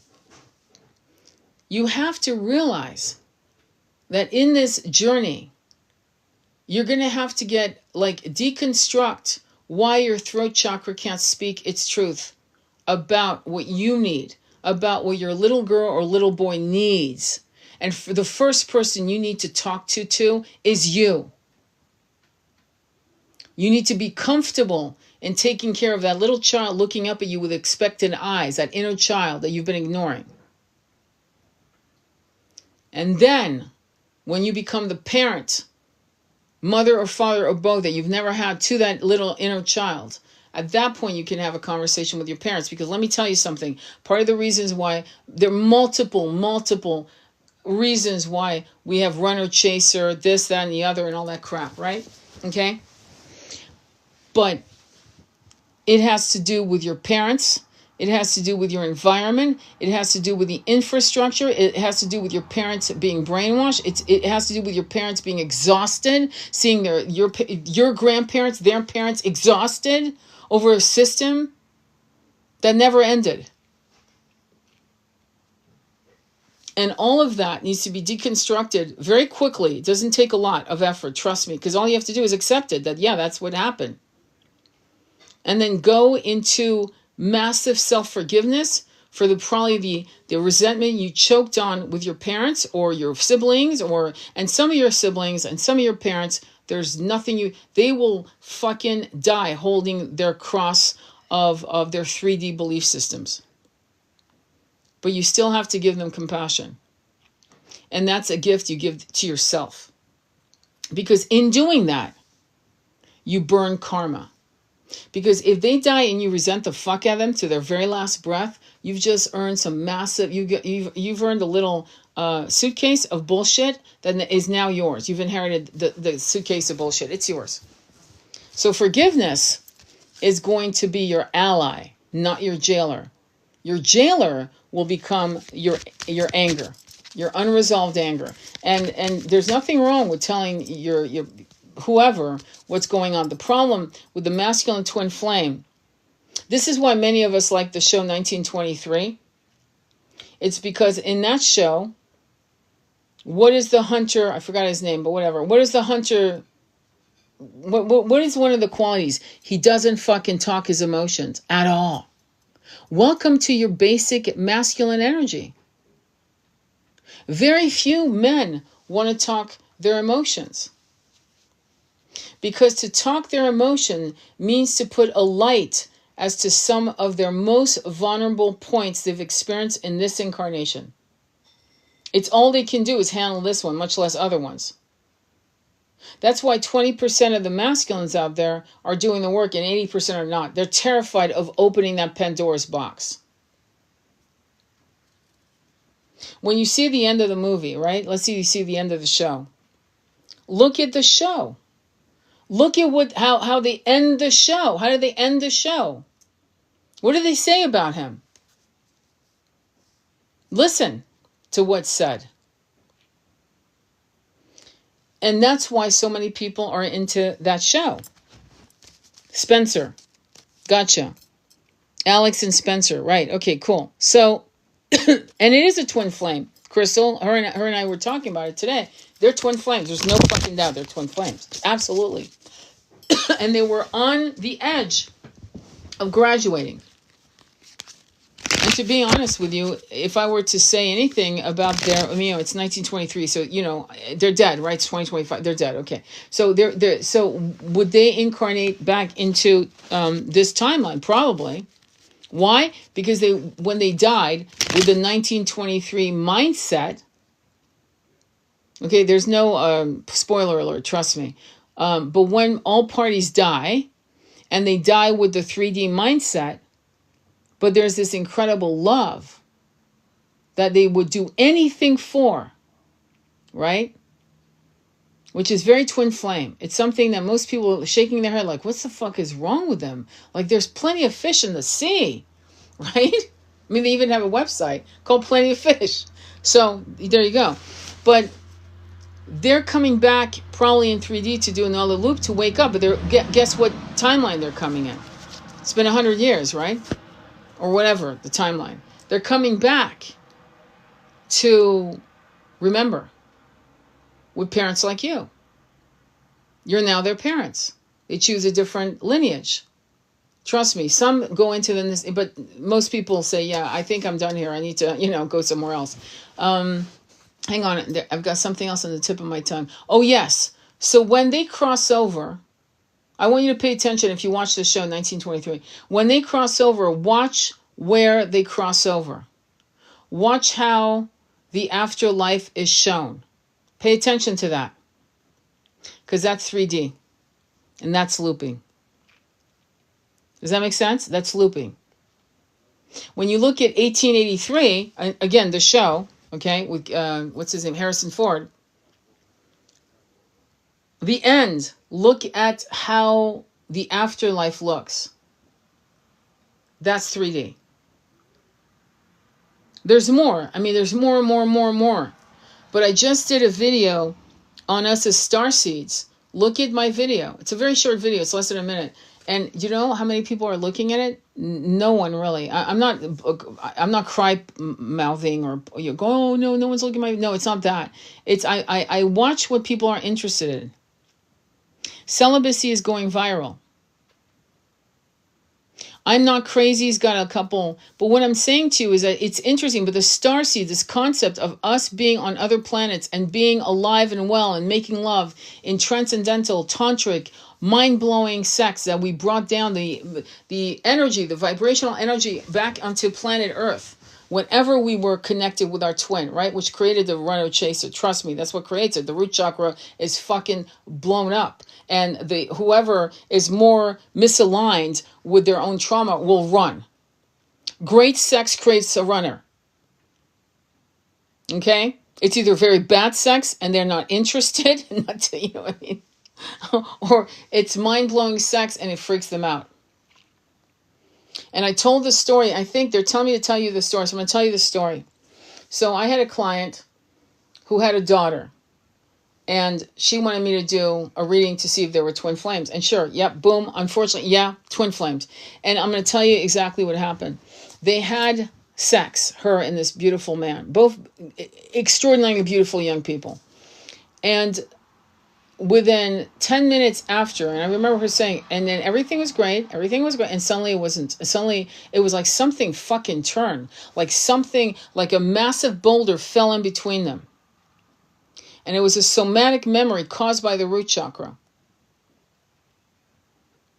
And she said, I wonder if he was, essayed as a kid or whatever. I go, no, because sometimes, yeah, I'll say that. But I was like, no, I don't think that's it.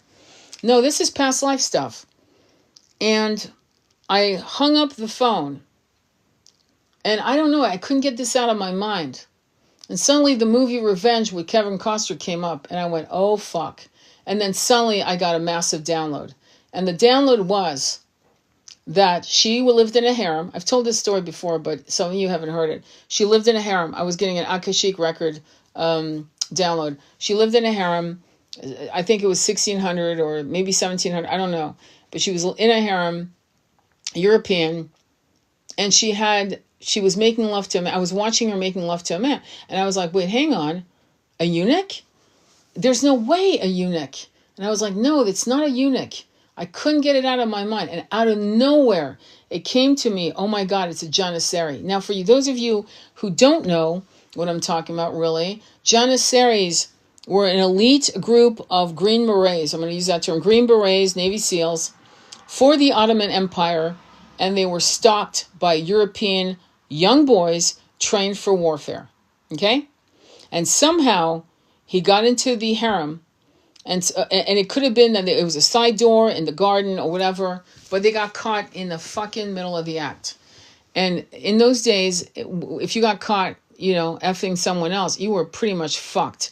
And one of the things they would do is throw you, if you were a girl, they would throw you in a bag, tie your arms and feet, and tie the bag with heavy iron and throw you over the side of the ocean, into the ocean. With the man, him, in his case, they would torture you for a long, long time. So I call her, I say, listen, I just got a download. I know what's happening, right? So can I call you? So we talked, and she said, oh my God, when I was 12 years old, I did a special report on the Ottoman Empire. You can't make this shit up. And I went, okay, all right. Wow. Well, that explains it. She goes, yeah, I was obsessed with the Ottoman Empire. Well, yeah, now you know. So my point is, what we fail to understand as spiritualists, as awakened starseeds, as twins, okay, is that in the world of 3D living on this planet, we had a lot of trauma. Shit happened. Again, watch Rob Roy, watch Braveheart, watch this stuff, watch 1923. And you start realizing, wait, hang on, okay, great movies, entertain. Wait a minute. I probably lived something like that. A story that's never been written, that will never be written. Of course not. But a story similar to that, or something worse, or something like it.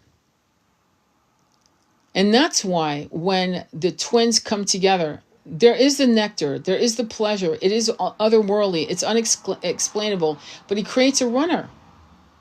Not always, like it didn't for me and my twin, clearly. We had other issues. It didn't make us run. But other things came on that was egoic based. Not root chakra based in intimacy levels.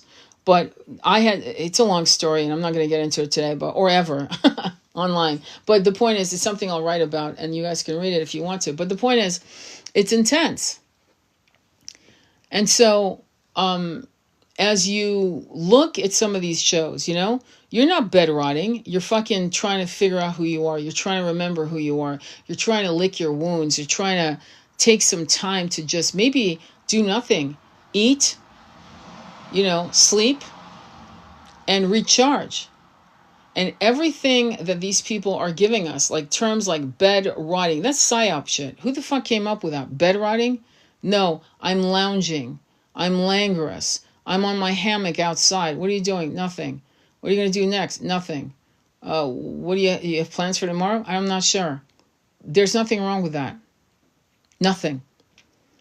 And this is something that you have to feel comfortable with, because in that silence, in that stillness of not feeling pushed to move your body, to please others, to please your, to so that you don't feel guilty about, I've been so lazy, I've been bed rotting. You're not doing yourself any justice. You're not giving, because in silence is when the light beings come. Sometimes it's being up in the morning and running by the ocean. I've described many times. Yeah, my body's moving, but my mind is still in the consciousness of blissing out with the light beings. And then nothing. And then napping. What an amazing thing to nap in your hammock under a tree and the soft breeze and watching a butterfly do its twirls and a hummingbird whiz by and the wingspan of a hawk. And suddenly you start getting downloads because you're in stillness, connecting in awe of nature and its magic. How else do you think they're going to talk to you? While you're having a business meeting with your boss who's giving you a beating instead of a meeting because you didn't hit your quota? Is it going to be while you're standing in line and half the shit you needed on your list it didn't have? Is it going to be while you're having drinks with your friend at a restaurant? I mean, come on. Come on. So it's interesting how they've taken that term, bed rotting, to shame us into, thank you, bird lover Diane. Of all things, for you to be a bird lover after I just said that. So it's important for you guys to realize that many energies are not here for the greater good. And to ascend takes stillness. There are moments you'll need of stillness and moments of urgency and moments of divine push to just be impulsive, but for the right way. And you'll know the difference. You'll be able to judge the difference as to what needs to happen and why. And you can't fuck up this life at all. You can't make mistakes. There's not one move you can make that will harm you except if you harm another. It's that so. The only way you can fuck up this incarnation is if you harm anything that is unable to defend itself. If you're defending yourself, your very life, then even that is written. But in terms of going after people or animals or, just thinking it's okay to fucking harm a sentient being, yeah, you're fucked. You're fucked. Yeah, you did fuck up. Sorry. You fucked up bad. But aside from that, and I think you all who are listening to me aren't people who are out there to harm a thing. You're probably having a hard time fucking killing a spider, much less a fly. So you're not going to be that. So you don't have to worry. There's nothing to worry about. Like literally nothing. What you should worry about is your monkey mind beating the shit out of you every day. That should be your concern. So I have on my playlist guided meditations. Go ahead and fucking play them. They're free. Do something. I mean, if you're going to bedrock, just say, okay, today I'm not going to do shit. But tonight I might do a guided meditation. I'll put on my alarm clock. If I feel like it, I'll do it. But at some point, once you come out of the languorous repose of simple moves like making a cup of tea and not taking phone calls and doing nothing, which people call bed rotting, to shame you into these acts of gentle moves for yourself, then get urgent and go, okay, it's time for me. Okay, game's on. Let's do this. You're pumping yourself up to start. Okay, let me pick up that book. Let me start reading some shit. Yeah, fucking no TV for a while. Let me handle my business of my ascension. And then you'll go back into falling because you need to rest. And resting is not something that you should allow anyone to shame. And when people say, oh, you're bed rotting, just say no and explain it. Explain it. We need to bring back our language. We need to bed rotting, just say no and explain it. Explain it. We need to bring back our language. We need to literally end the damage that this culture created by the 1% is using think tanks to keep us on our toes and in fear. And we need to grab the language back. And we need to hammer the fake language that's being shoved down our throats by assholes who don't want to do shit. I just did a video before this video, and I'm gonna see about, they're telling me to do an oracle reading, so I'm gonna do it for you guys. I'm gonna go ahead and look. But what I'm gonna say to you is, I had a video that I did today.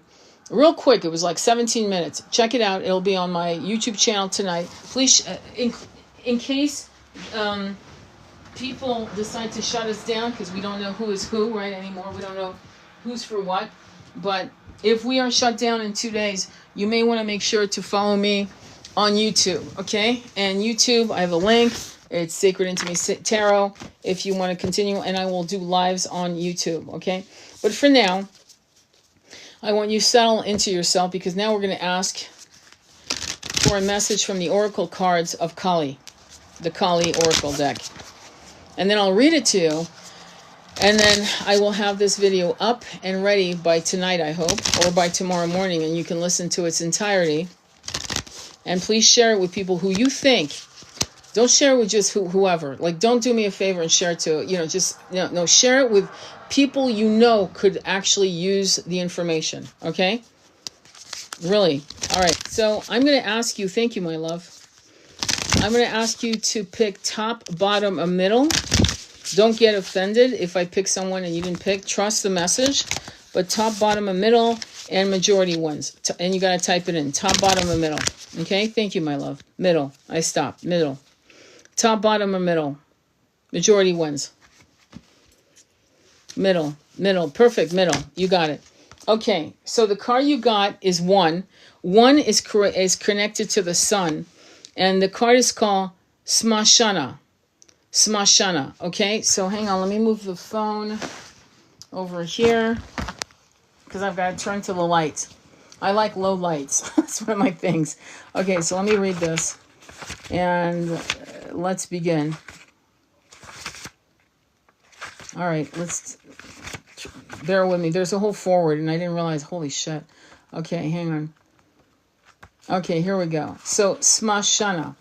Let me read it to you. Close your eyes and try to listen to this with your body. She shines her blessings of divine deconstruction, clearing away that which undermines your confidence and inhibits your activity on your life path. With the courage born of unconditional trust, you can accept her fierce intervention in your life with openness to the positive changes that shall emerge as a result. Shamshana Kali is fierce. Her presence indicates a radical divine intervention. It may at first be experienced as a shock and some form of upheaval. She dwells in the taboo lands of the cremation grounds. Hers is the teaching that divine timing must prevail, and sometimes certain involvements or circumstances must end. This is crazy. Wow.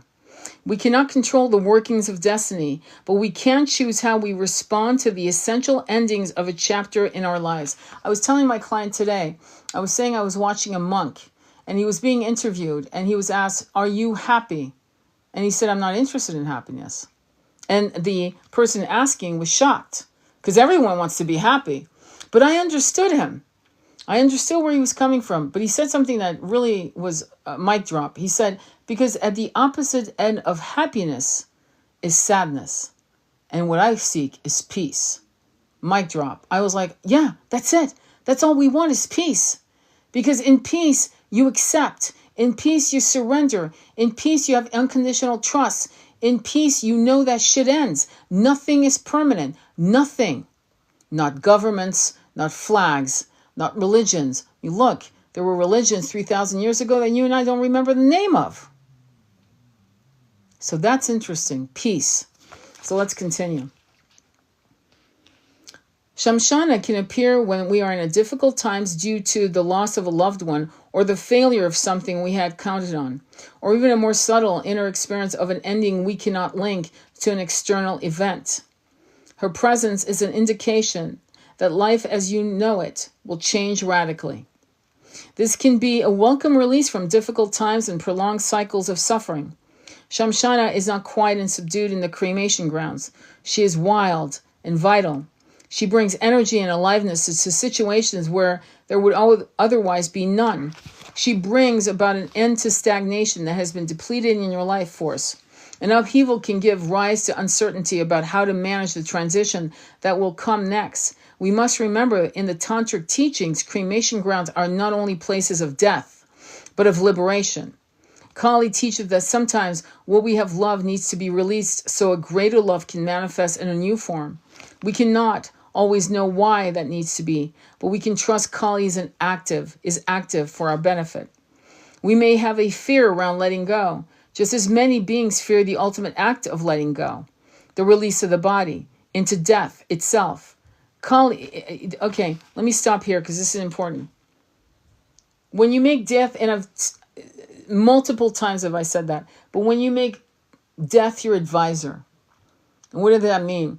It means you say to yourself, if this is the last day I'm here to live, I want to make sure that the love of my life, I don't care if he's blocked me, I don't care if he's going to block me after this, I don't give a fuck. But if this is the last hour, the last day on earth, I want him, her to know that you are the love of my life.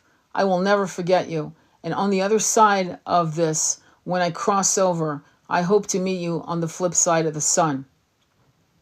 And you sign it, however you want to sign it. But you say it. And quite often I've asked people, if this was your last day on earth, would you want this person to know they are the love of your life? And I've never had a person say, absolutely not. I don't want them to know. They've always said, of course. Then what's the difference? What's the difference? Well, they'll think I'm weird. They'll think they might block me. Yeah, okay, let them block you. I blocked my twin for 6 years before I called him back. 6 years of silence. Divine timing. Let's continue. So we may have fear around letting go, just as many beings fear the ultimate act of letting go, the release of the body into death itself. Kali is not a goddess of actual death. She is the goddess of the spiritual and symbolic death of the ego. Her presence is about endings that lead to beginnings. Her presence is not about death, but of transformation.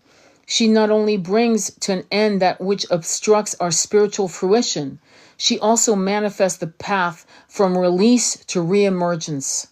Dwelling in the lands of the dead, she is the sacred feminine chariot that carries the soul beyond the threshold of one life cycle or chapter into the next.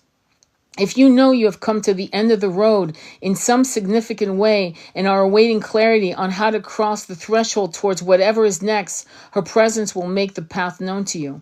Her appearance is the portent of powerful change. Although we may not welcome it at first, we can know that because it is initiated by her wild wisdom and divine love are in its underlining purpose. As we move with the changes taking place within and likely around us, we will eventually recognize the blessings that have transformed our lives for the better. Wow.